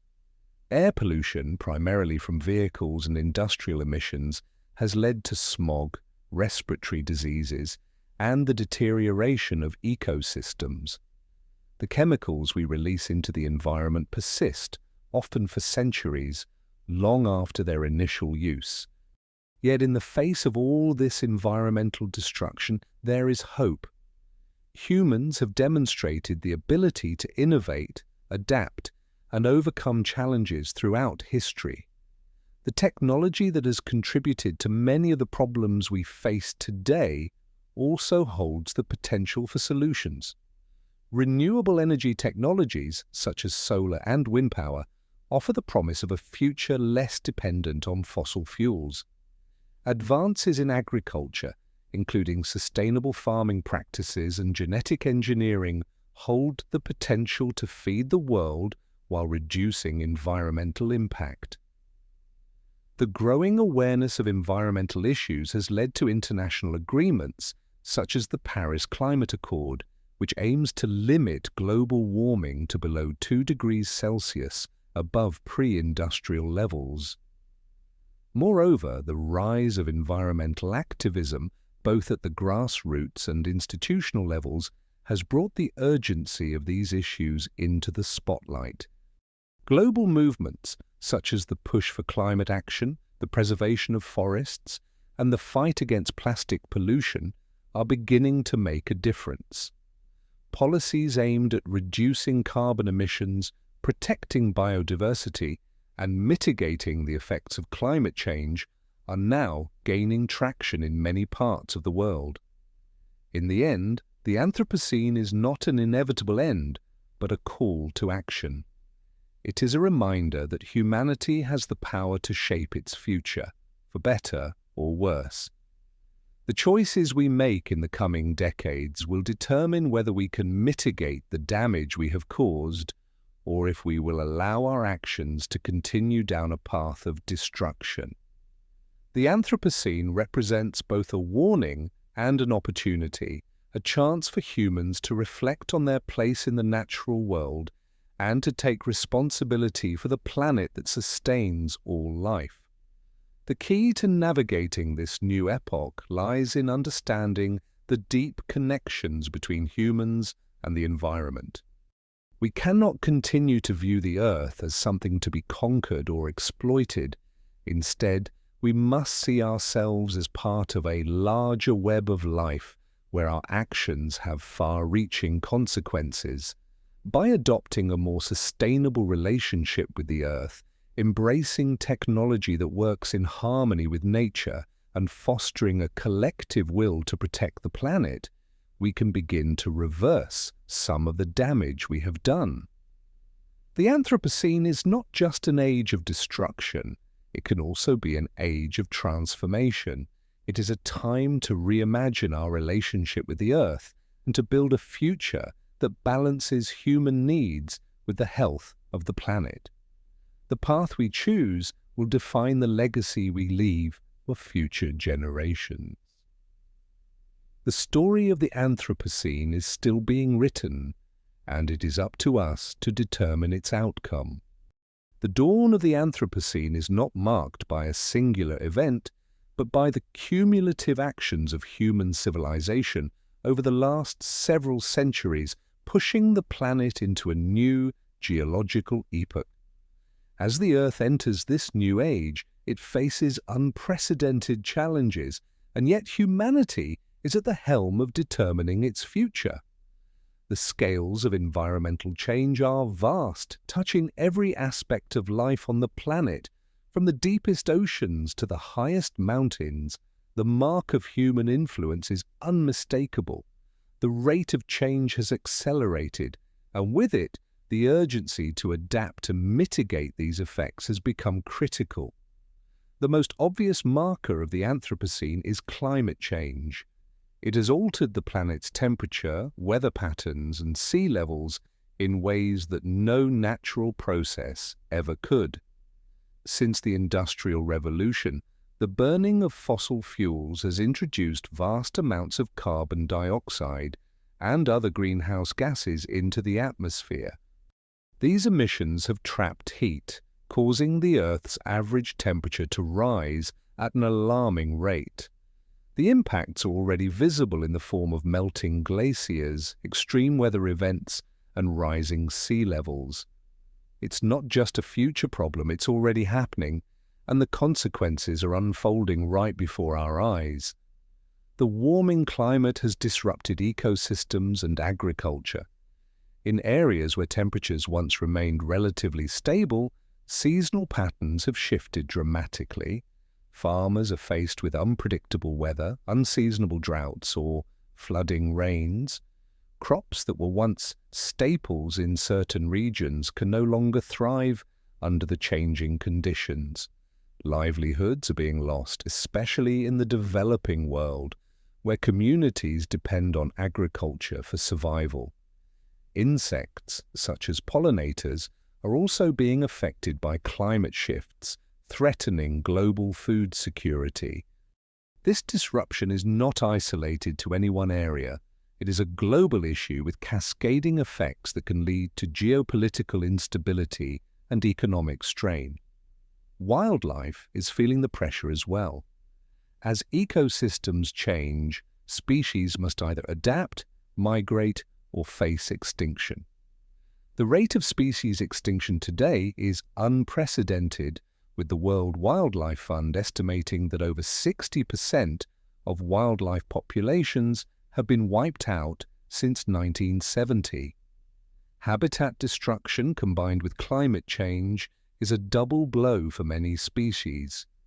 The destruction of forests, wetlands, and coral reefs not only strips these species of their natural homes, but also removes the vital ecosystem services these habitats provide, such as carbon sequestration and water purification. This loss of biodiversity will have serious consequences for the resilience of ecosystems and human societies alike. Another symptom of the Anthropocene is the mass consumption of resources. Human beings, as a species, have always utilized natural resources for survival, but the scale and intensity of modern resource extraction is unprecedented. Deforestation, mining, and the extraction of fossil fuels are happening at rates that outpace the planet's ability to replenish these resources. We are consuming resources faster than they can be replenished, leading to the depletion of essential materials such as fresh water, arable land, and rare minerals.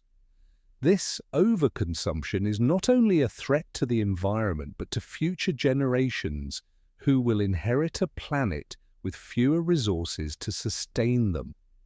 The oceans are also bearing the brunt of human activity. Overfishing, plastic pollution, and acidification have decimated marine ecosystems. Coral reefs, which are some of the most diverse and productive ecosystems on the planet, are dying at an alarming rate due to rising sea temperatures and pollution. The loss of coral reefs means the destruction of habitat for millions of marine species and a disruption to the fishing industries that depend on them. At the same time, plastic waste has flooded the oceans, with an estimated 8 million tons of plastic entering the ocean every year. This waste harms marine life and enters the food chain, ultimately affecting human health as well. Plastic pollution is only one example of the broader issue of waste and pollution that humans generate. The modern world produces staggering amounts of waste, much of it non-biodegradable and toxic. From landfills to polluted rivers, human-generated waste is contaminating the environment in ways that are difficult to reverse. The growing global population has only worsened this issue. As more people demand resources, more waste is generated, and landfills grow at an unsustainable rate. While recycling and waste management technologies have improved in some regions, the global waste crisis continues to worsen, contributing to soil, water, and air pollution. Despite these overwhelming challenges, there is reason for hope. The Anthropocene is also the age of technological innovation and scientific progress.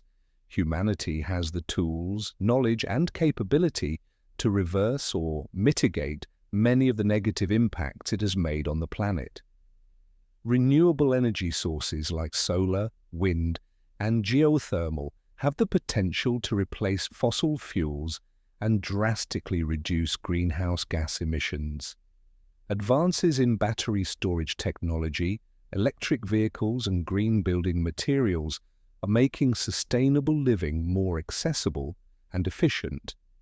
At the same time, innovations in food production, such as lab-grown meat and vertical farming, offer solutions to feeding a growing global population without further harming the environment. The rise of sustainable practices and technologies is not just an individual effort, it requires a collective approach. Governments, corporations, and citizens all have roles to play in addressing the crisis. International agreements such as the Paris Agreement on Climate Change demonstrate the global commitment to curbing emissions and preventing further damage to the planet.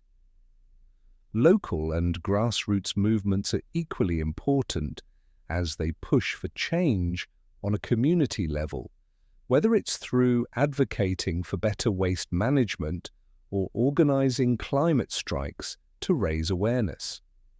One of the most crucial aspects of mitigating the effects of the Anthropocene is embracing the concept of environmental justice. Vulnerable communities, especially those in the global south, have historically contributed the least to environmental degradation, yet they bear the brunt of its effects. These communities often lack the resources to adapt to climate change or recover from natural disasters. By prioritizing environmental justice, we can ensure that the most affected people receive support and that the benefits of environmental progress are shared equitably. The Anthropocene has forced humanity to confront its relationship with the planet in a way that no previous age ever did. We are no longer passive inhabitants of the Earth. We are its stewards, its caretakers, and its potential saviors. The decisions we make today will shape the future for generations to come. While the challenges we face are immense, they are not insurmountable. If we can harness our collective will and technological ingenuity, we can reverse some of the damage done and create a more sustainable world. In the end, the Anthropocene is not just a label for the current geological epoch. It is a call to action. It is a reminder that humanity has the power to create both destruction and transformation. How we respond to this epoch will determine whether we leave behind a planet ravaged by our actions or one that has been healed through our collective effort. The future is not yet written, and the path forward is still open. It is up to us to decide which direction we will take. The Anthropocene, as we now understand it, is not just an age defined by the destructive forces of human activity, but by the awareness of those forces, the responsibility to change course, and the ongoing struggle to reconcile growth with sustainability.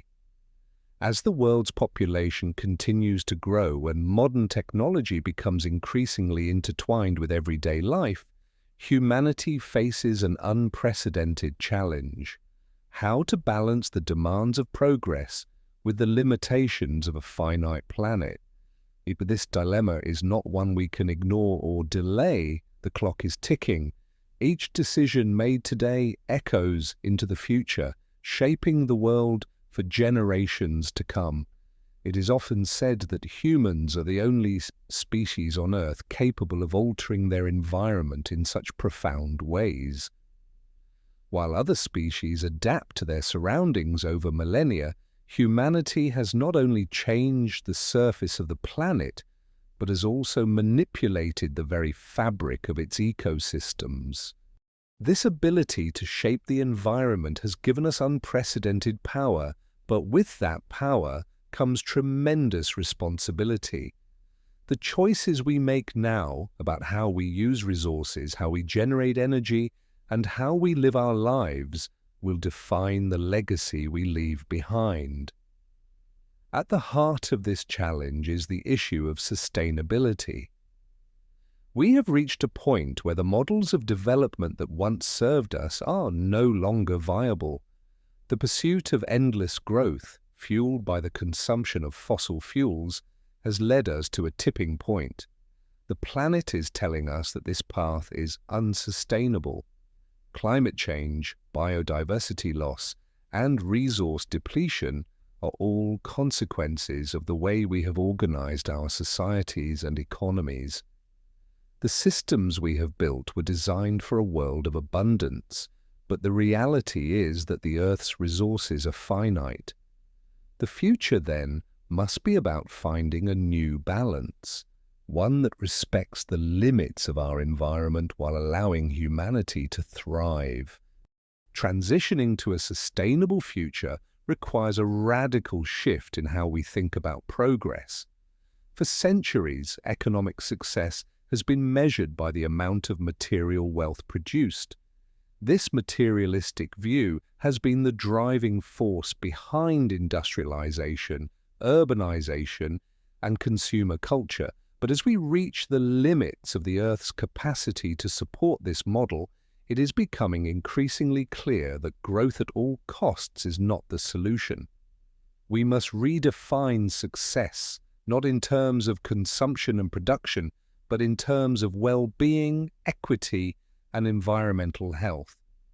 The idea of sustainable development is not new, but its implementation has been slow and often inadequate. The concept itself is simple: meet the needs of the present without compromising the ability of future generations to meet their own needs. Yet this principle has often been ignored in favor of short-term economic gains. The truth is that sustainability requires long-term thinking, collaboration across borders, and the willingness to make sacrifices today for a better tomorrow. Energy production is one of the most significant areas where change is needed. The global reliance on fossil fuels, coal, oil, and natural gas has been the backbone of modern civilization. However, the environmental costs of these energy sources are becoming increasingly clear. The burning of fossil fuels is the primary driver of climate change, contributing to rising global temperatures and more frequent extreme weather events. Furthermore, fossil fuel extraction has resulted in environmental degradation, including air and water pollution, deforestation, and habitat loss. It is becoming evident that our dependence on these resources is not just unsustainable, but dangerous. The transition to renewable energy is crucial, for a sustainable future. Solar, wind, hydro, and geothermal energy offer the promise of clean, abundant power without the environmental costs associated with fossil fuels. However, the shift to renewable energy is not as simple as replacing one source with another. It requires significant investment in infrastructure, research, and development. Moreover, the transition must be just and equitable, ensuring that communities that have historically relied on fossil fuel industries are not left behind. There is also the challenge of ensuring that renewable energy technologies are scalable and reliable, capable of meeting the growing energy demands of an increasingly urbanized world. But energy is just one piece of the puzzle. The way we produce and consume food is another critical area that needs rethinking. Industrial agriculture, driven by monocultures and chemical inputs, has been central to feeding the global population. However, it has also led to soil degradation, water pollution, and biodiversity loss. Additionally, large-scale agricultural practices contribute to deforestation, particularly in tropical regions.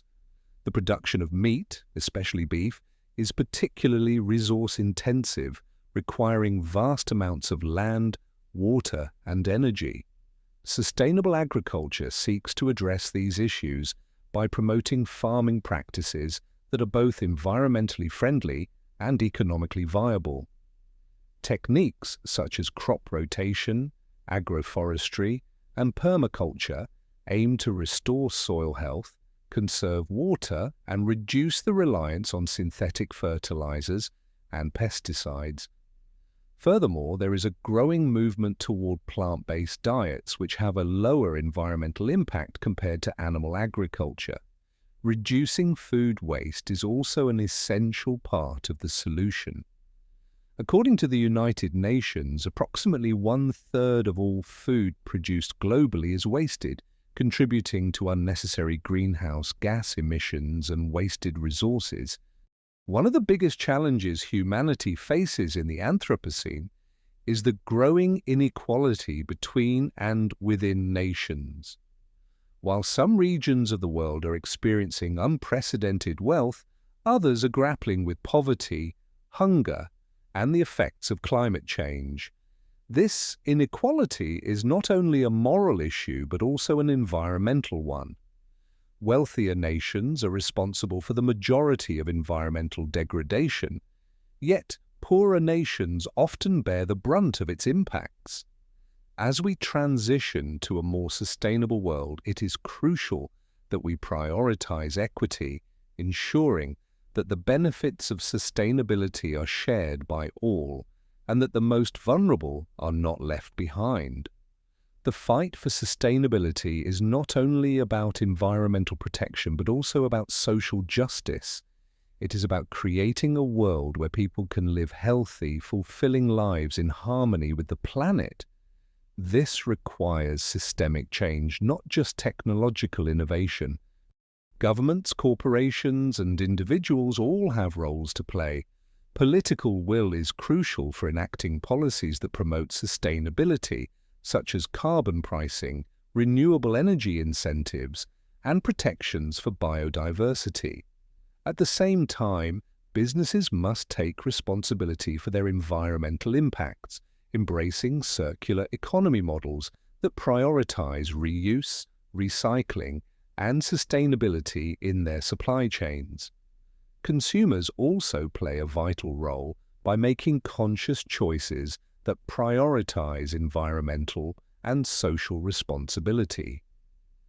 The Anthropocene, with all its challenges, also presents an opportunity for transformation. We are at a crossroads where we can either continue on the current path of environmental degradation or choose a new course towards sustainability and equity. The choice is ours. If we act now, we can build a world that not only survives but thrives in balance with the Earth's systems. The future is not predetermined. It is shaped by the actions we take today, and the decisions we make now will echo through the centuries.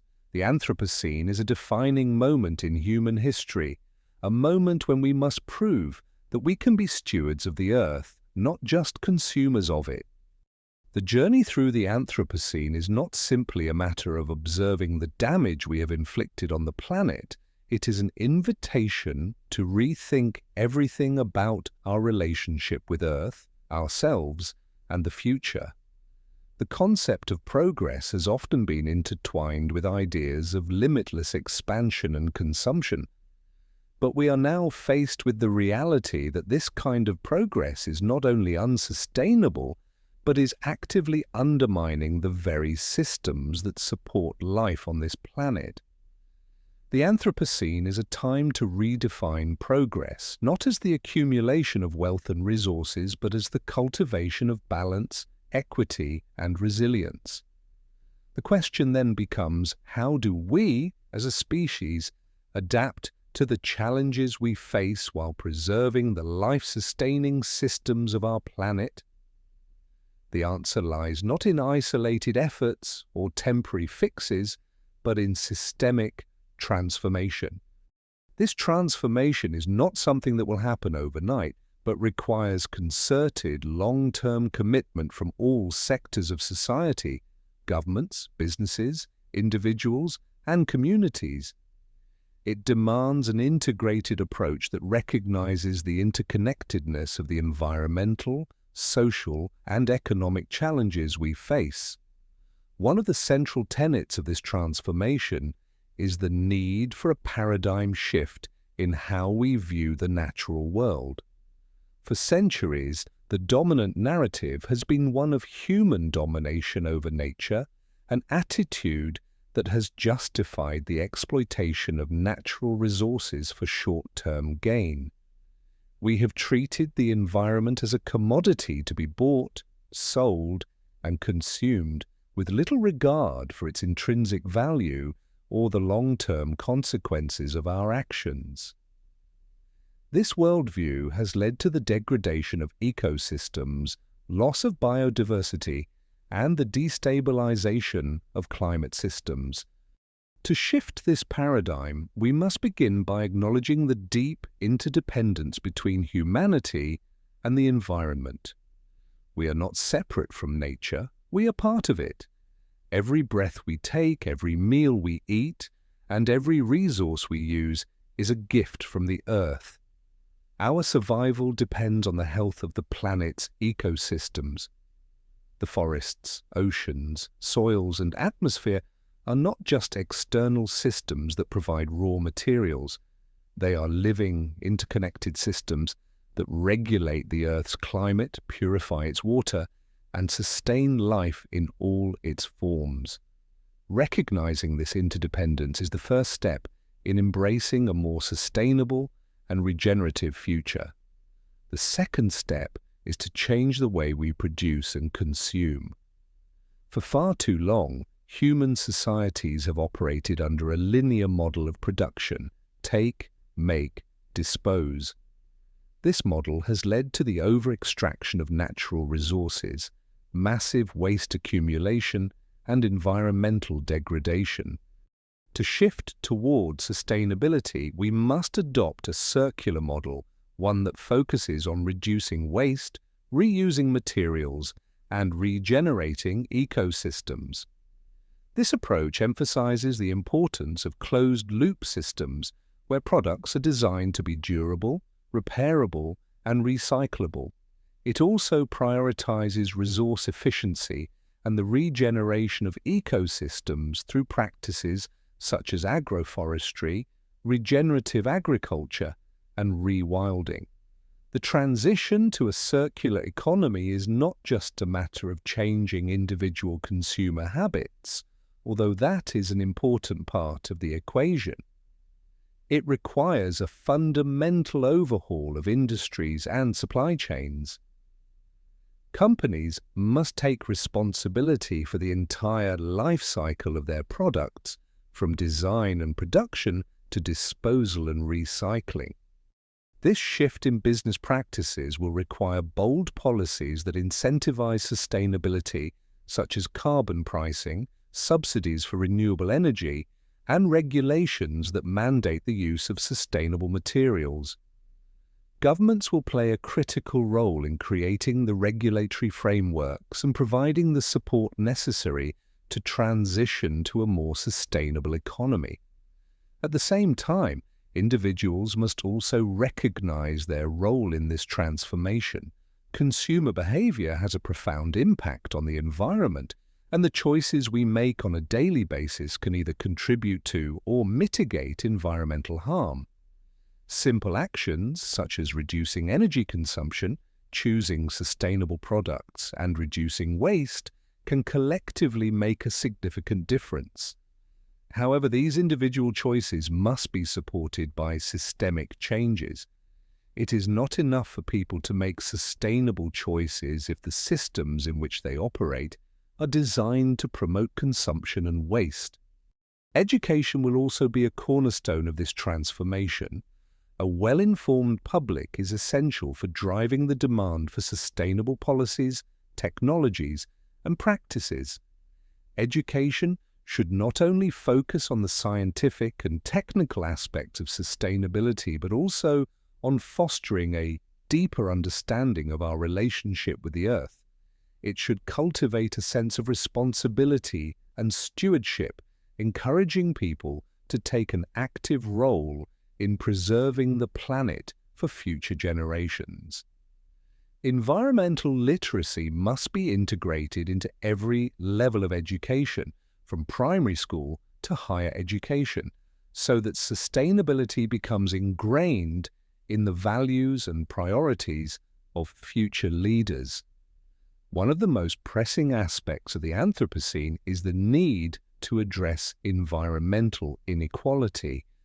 Climate change and environmental degradation disproportionately affect marginalized communities, those who have historically contributed the least to these problems, but who are often the most vulnerable to their effects. Indigenous peoples, low-income communities, and people living in developing countries are experiencing the brunt of environmental impacts, from extreme weather events to displacement caused by rising sea levels. As we move toward a more sustainable future, it is essential that we do so with equity in mind. This means ensuring that the benefits of environmental progress are shared by all and that the most vulnerable populations are protected and supported. Furthermore, the issue of climate justice must be front and center in global discussions. Developed nations, which have historically been the largest contributors to greenhouse gas emissions, must take responsibility for their role in causing climate change. This includes providing financial support for developing nations to transition to renewable energy, adapt to climate impacts, and build resilient infrastructure. The international community must work together to ensure that the global response to climate change is fair and equitable, with rich nations leading the way in terms of both emissions reductions and financial contributions. There is also a need for bold political leadership to address the challenges of the Anthropocene. Climate change, biodiversity loss, and pollution are global problems that require coordinated action at the international level. This means that governments must not only enact policies to mitigate environmental harm, but also work together to develop international agreements that set clear goals and hold countries accountable for meeting them. The Paris Agreement on climate change is an important step in the right direction, but much more needs to be done to ensure that the global community collectively reduces emissions, protects ecosystems, and adapts to the changing climate. The future of the Anthropocene depends on humanity's ability to adapt, innovate, and take responsibility for its actions. The challenges we face are immense, but they are not insurmountable. If we embrace sustainability as a guiding principle, reframe our relationship with the Earth, and work together to implement systemic change, we can build a future that is not only livable, but thriving. The path ahead may be difficult, but it is also full of opportunity. The Anthropocene is not a death sentence for the planet. It is a challenge that can inspire a new era of human ingenuity, cooperation, and resilience. The dawn of the Anthropocene has ushered humanity into a new epoch where the lines between human activity and the natural world have become increasingly blurred. As we look at the world today, it is clear that we are living through an era of unprecedented change. Our actions have reshaped the planet in ways that are still unfolding, from the atmosphere to the oceans and the very land beneath our feet. As we move further into this age, it becomes increasingly important to understand that the decisions we make today will reverberate through future generations. We are not simply stewards of the Earth, but also the architects of the future, capable of shaping the planet for better or worse. In the past, human progress was often seen as synonymous with the expansion of civilization, new technologies, larger cities, and the ability to harness the natural world for human benefit. However, this vision of progress has come at a significant cost. The relentless pursuit of economic growth and industrialization has led to the depletion of natural resources, the loss of biodiversity, and the destabilization of the climate. What was once seen as unbridled progress now stands as a stark reminder of the fragility of the systems we depend on. In this new era, the question is no longer whether we can continue on the same path, but how we can redefine progress to ensure a sustainable future for all life on Earth. One of the most urgent challenges of the Anthropocene is climate change, the result of centuries of industrial activity. The emission of greenhouse gases, primarily carbon dioxide from the burning of fossil fuels, has led to a warming of the planet. This warming has caused glaciers to melt, sea levels to rise, and extreme weather events to become more frequent and severe. The impacts of climate change are not only felt in the environment, but also in our economies, infrastructure, and health. The most vulnerable populations are often the hardest hit, facing displacement, food insecurity, and the loss of livelihoods. Despite the scale of the problem, there is hope. The global response to climate change has gained momentum in recent years, with governments, organizations, and individuals working together to reduce emissions, invest in renewable energy, and promote sustainability. The Paris Agreement, signed by nearly every nation in 2015, represents a collective commitment to limit global warming to well below 2 degrees Celsius above pre-industrial levels, with efforts to limit it to 1.5 degrees Celsius. While progress has been made, the path to meeting these goals is still uncertain, and much more needs to be done. The question remains whether global cooperation can keep pace with the accelerating impacts of climate change. The transition to a low-carbon economy is one of the most significant undertakings of the Anthropocene. The shift from fossil fuels to renewable energy sources such as solar, wind, and hydropower is essential for reducing global greenhouse gas emissions. In many ways, this transition is already underway, with renewable energy now accounting for a significant portion of global energy production. However, there are still major challenges to overcome, including the need for more efficient energy storage, the modernization of the grid, and the scaling up of clean energy technologies. Additionally, the transition to a sustainable economy requires a rethinking of how we use resources. The linear model of production and consumption, take, make, dispose, has led to the depletion of natural resources and the accumulation of waste. In the Anthropocene, a circular economy must replace this model. In a circular economy, materials are reused, products are designed for durability and repair, and waste is minimized. This approach not only reduces the environmental impact, but also creates new economic opportunities by promoting innovation and sustainable business practices. At the same time, the preservation and restoration of ecosystems are crucial to mitigating the effects of climate change. Forests, wetlands, and oceans play a critical role in regulating the climate, storing carbon, and supporting biodiversity.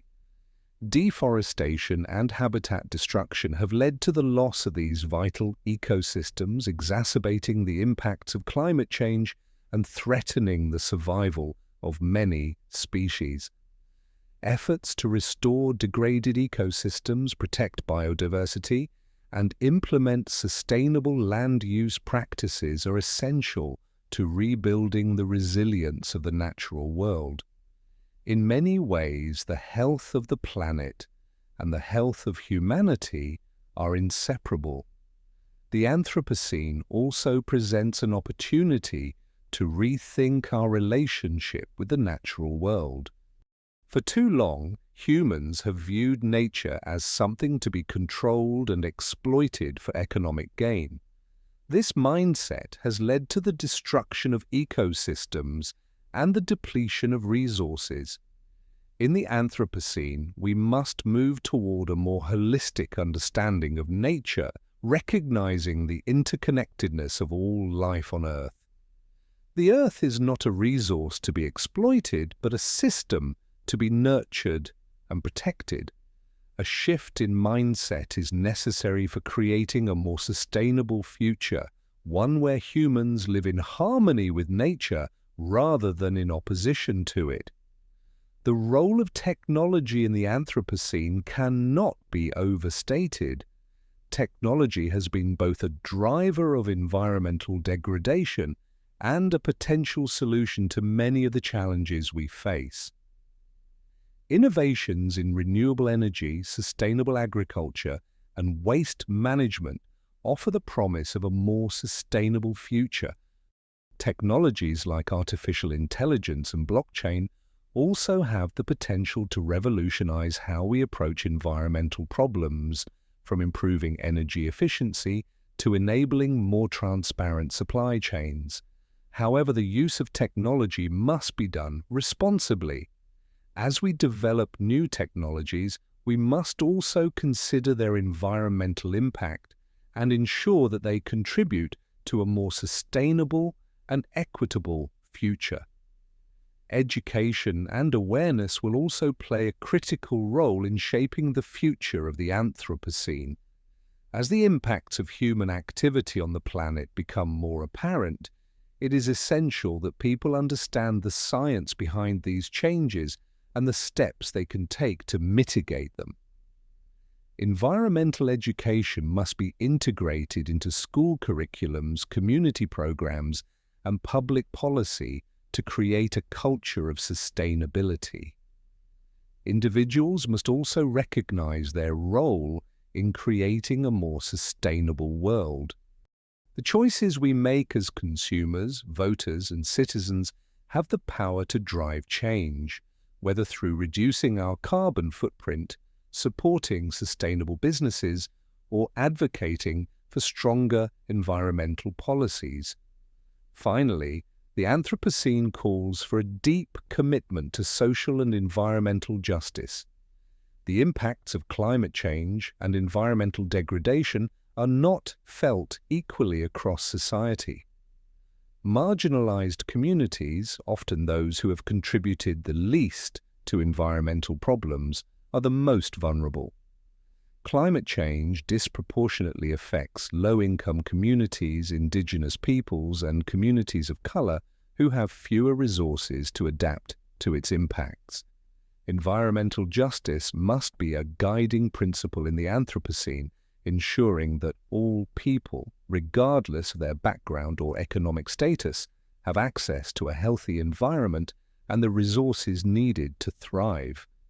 As we move further into the Anthropocene, it is clear that the future of the planet and the future of humanity are inextricably linked. The challenges we face are monumental, but so too are the opportunities. The Anthropocene is not an irreversible sentence, but a call to action.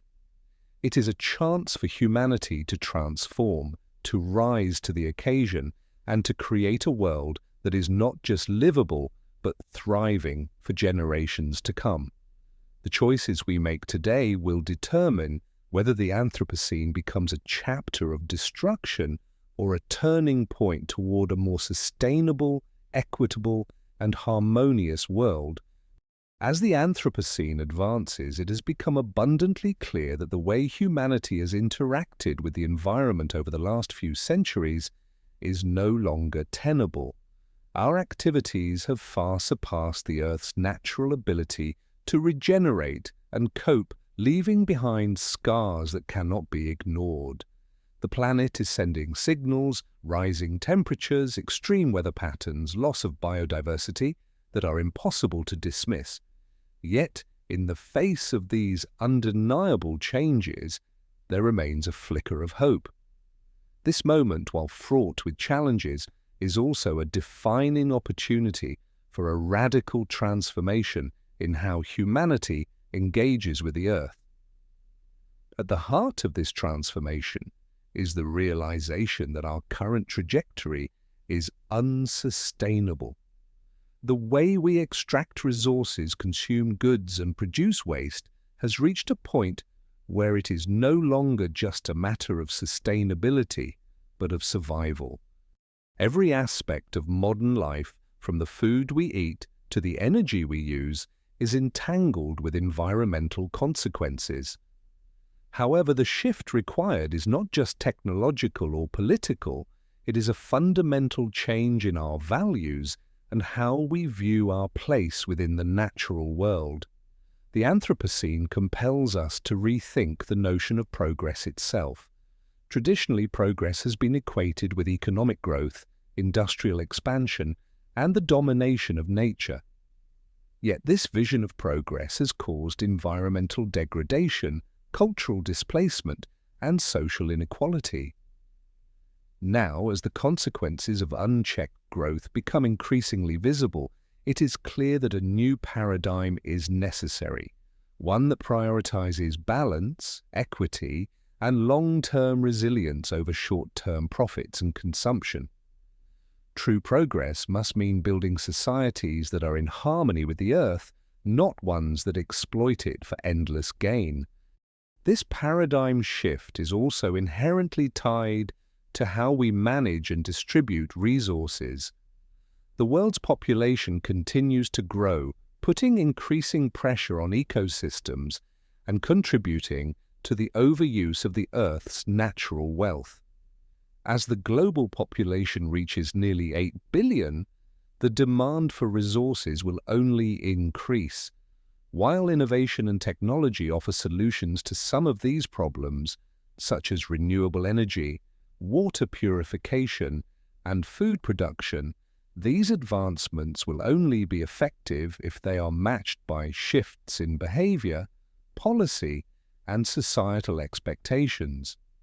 The concept of a circular economy offers one potential solution to this challenge.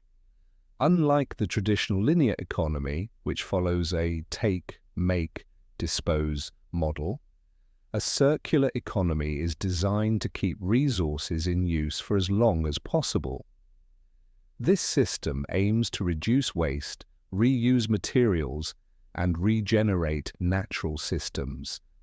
It is a model that encourages sustainable production and consumption, offering both environmental and economic benefits.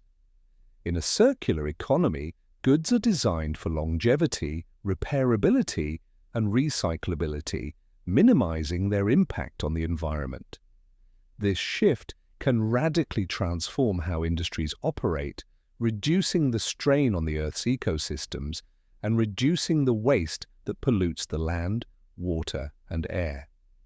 However, moving toward a circular economy is not a simple task. It requires a collaborative effort between governments, businesses, and individuals. Governments must implement policies that incentivize sustainability, such as subsidies for renewable energy, tax incentives for companies that adopt circular principles, and regulations that limit waste production and pollution. Meanwhile, businesses must adopt more sustainable practices, design products that can be reused and recycled, and take responsibility for their supply chains. On an individual level, people must change their consumption habits, prioritizing products that are ethically produced, durable, and recyclable. Only through this collective effort can we create a truly sustainable economy. In addition to rethinking our economic models, we must also reconsider our relationship with nature.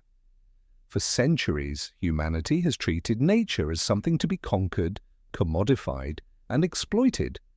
This mindset has led to deforestation, soil degradation, air pollution, and the widespread loss of biodiversity. To reverse these trends, we must recognize that human well-being is inextricably linked to the health of ecosystems. Biodiversity is not just an environmental issue, it is a human issue. The loss of species and ecosystems undermines the stability of the planet's climate systems, affects food production, and disrupts essential services like water purification and disease regulation. Preserving and restoring ecosystems must become a global priority, as ecosystems provide the foundation upon which human civilization depends. One of the most important steps in this restoration effort is reforestation. Forests are vital for absorbing carbon dioxide, stabilizing the climate, and providing habitat for countless species. However, deforestation continues at an alarming rate, driven by agricultural expansion, logging, and urban development. The restoration of the world's forests could play a pivotal role in mitigating climate change and preserving biodiversity.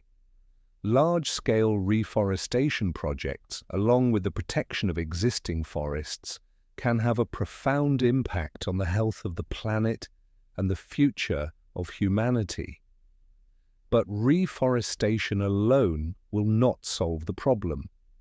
We must also halt deforestation and implement more sustainable land use practices that do not sacrifice nature for short-term gain. At the same time, we must focus on protecting oceans, which are critical to the planet's climate regulation and biodiversity. Overfishing, plastic pollution, and acidification caused by carbon dioxide emissions are threatening marine ecosystems and the livelihoods of millions of people who depend on the ocean for food and income. Addressing these issues requires international cooperation, stringent fishing regulations, and significant investment in marine conservation efforts. By protecting marine environments and promoting sustainable fisheries, we can help ensure that oceans continue to provide the resources we need while maintaining their vital role in climate regulation. While the environmental challenges of the Anthropocene are daunting, they also present an opportunity for human ingenuity and creativity. The urgency of the situation has spurred technological advancements in clean energy, sustainable agriculture, and waste management. Innovations such as solar panels, wind turbines, and energy-efficient buildings are already making a difference in reducing carbon emissions. New methods of growing food, such as vertical farming and lab-grown meat, are helping to reduce the environmental footprint of agriculture. Furthermore, emerging technologies like artificial intelligence and blockchain hold the potential to optimize resource use and reduce waste. Yet technology alone is not enough to solve the problems we face. It must be paired with a cultural shift that prioritizes sustainability and equity. This means embracing values such as cooperation, shared responsibility, and respect for nature. It also means acknowledging that environmental issues are deeply intertwined with social justice. Climate change, pollution, and resource depletion disproportionately affect marginalized communities who have contributed the least to these problems but are most vulnerable to their impacts. Addressing environmental issues without addressing social inequality is insufficient. A truly sustainable future must be one that benefits all people, regardless of their race, class, or geographic location. The path forward is clear. We must build a more sustainable, equitable, and resilient world. This will require systemic change in every aspect of society, economics, governance, technology, and culture. But it is not an impossible task. By working together, embracing innovative solutions, and making responsible choices, we can create a future where both humanity and the planet thrive. The Anthropocene does not have to be an age of destruction. It can be an age of transformation. It is a time for humanity to step up, to take responsibility, and to redefine progress in a way that ensures the survival and flourishing of life on Earth for generations to come. The Anthropocene, a term coined to capture the magnitude of human influence on the Earth, continues to challenge our understanding of the relationship between humans and nature. As the climate warms, species disappear, and ecosystems collapse, we face the undeniable reality that the systems that have sustained life on Earth for millennia are rapidly deteriorating. Yet within this crisis lies an opportunity, not just for survival, but for profound transformation. The question is no longer whether humanity will change, but how we will change, and whether that change will be enough to alter the trajectory of the Anthropocene before it is too late. We find ourselves at a crossroads, and the choices we make in the coming decades will define the world for generations to come. This is the defining moment where humanity must decide whether it will perpetuate its unsustainable ways or build a future where environmental health and human flourishing are in harmony. We are confronted with the reality that the same human ingenuity that has driven technological and societal advancement can now be the driving force behind environmental regeneration and sustainability. But this will require an unprecedented global effort, one that transcends national borders, industries, and political divisions. In many ways, the Anthropocene represents a global test of cooperation, resilience, and adaptability. The impacts of climate change are not confined to any one country, nor are the environmental challenges we face limited to specific regions. Deforestation in the Amazon, coral bleaching in the Great Barrier Reef, plastic pollution in the oceans, these are all global issues that require global solutions. The international community must work together to reduce emissions, conserve natural resources, and protect the biodiversity that sustains life on Earth. This cooperation must extend beyond governments to include businesses, non-governmental organizations, and citizens alike. Only by working together can we create the systemic changes necessary to address the scale of the crisis. In terms of policy, governments must lead the charge by enacting strong, forward-thinking regulations that prioritize sustainability and long-term environmental stewardship. Renewable energy must be prioritized over fossil fuels, and carbon-intensive industries must be incentivized to adopt cleaner, more sustainable practices.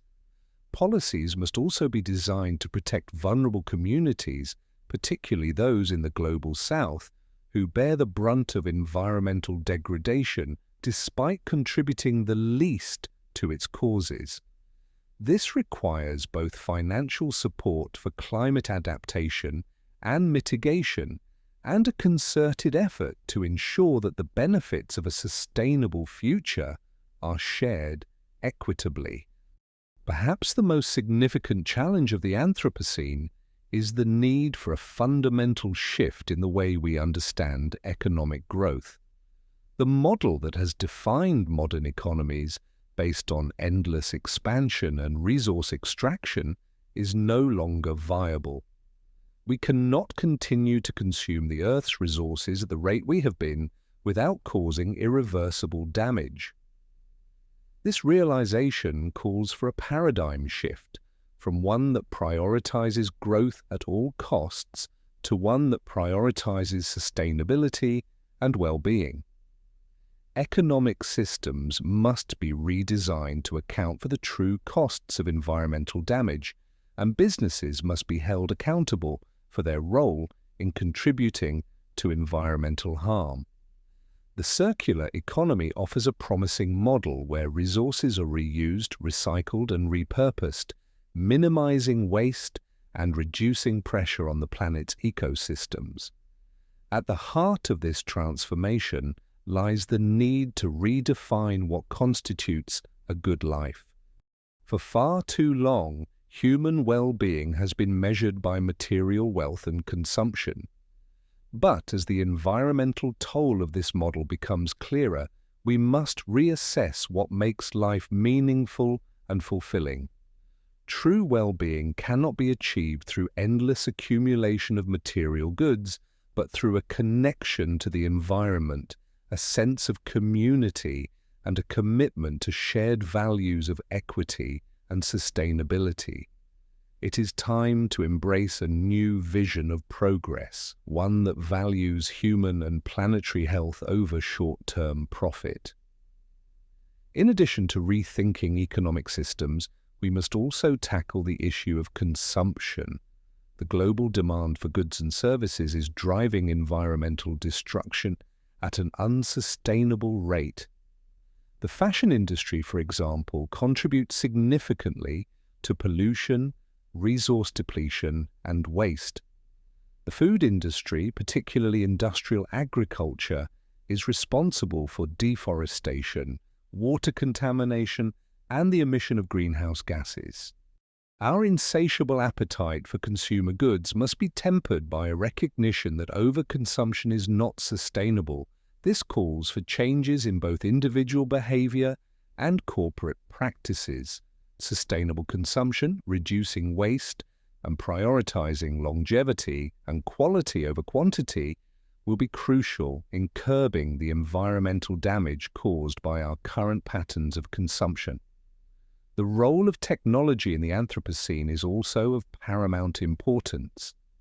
Technology has been both a driver of environmental degradation and a potential tool for solving many of the world's most pressing problems.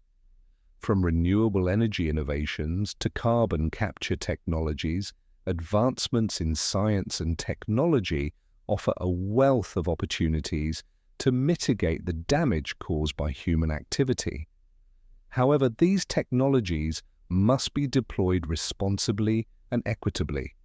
The shift to a green economy cannot be dominated by the same industries that have profited from the destruction of the environment. Instead, new industries must emerge, ones that are built on principles of sustainability and environmental responsibility. Governments and the private sector must work together to fund research and development of clean technologies, ensuring that these solutions are accessible and scalable. The future of the Anthropocene will also depend on the restoration and protection of ecosystems. Natural systems, forests, wetlands, oceans, and soils are the foundation upon which life depends. They regulate the climate, purify water, produce oxygen, and provide food. However, these systems have been degraded at an alarming rate. Restoring them will require large-scale efforts in reforestation, wetland restoration, and soil regeneration. Protecting biodiversity will be a central aspect of this work. As species continue to disappear, the loss of biodiversity erodes the resilience of ecosystems, making them more vulnerable to the impacts of climate change. Efforts to conserve and protect endangered species, restore habitats, and promote biodiversity must be intensified. Education will play a crucial role in shaping the future of the Anthropocene. People must be educated about the environmental challenges we face and empowered to take action. Environmental literacy should be a fundamental part of education systems worldwide, from elementary schools to universities. People must understand the interconnectedness of ecosystems and the impact of human actions on the planet. A well-informed public is essential for driving the demand for sustainable policies and practices. At the same time, businesses and governments must lead by example, committing to sustainable practices and transparent reporting on their environmental impact. Perhaps one of the most profound shifts required in the Anthropocene is a change in how we view the relationship between humans and the planet. For too long, humans have seen themselves as separate from nature, as masters of the earth rather than part of its intricate web of life. In the Anthropocene, we must recognize that human well-being is intrinsically linked to the health of the planet. The degradation of the environment is not just an environmental issue, it is a human issue, affecting everything from health to security to quality of life. By embracing a more holistic worldview, one that acknowledges the deep connections between people and the earth, we can begin to heal the wounds of the Anthropocene. The Anthropocene presents a profound challenge, but it also offers a remarkable opportunity, a chance to rethink everything we know about our relationship with the earth. The path forward will not be easy, but it is possible. By shifting our values, reimagining our economic systems, embracing technology, and protecting the planet's ecosystems, we can move toward a future where humanity and nature thrive together. The future of the Anthropocene is in our hands. What we choose to do today will determine the legacy we leave behind for future generations. It is time to act, to make the difficult but necessary changes, and to create a world that is sustainable, equitable, and resilient.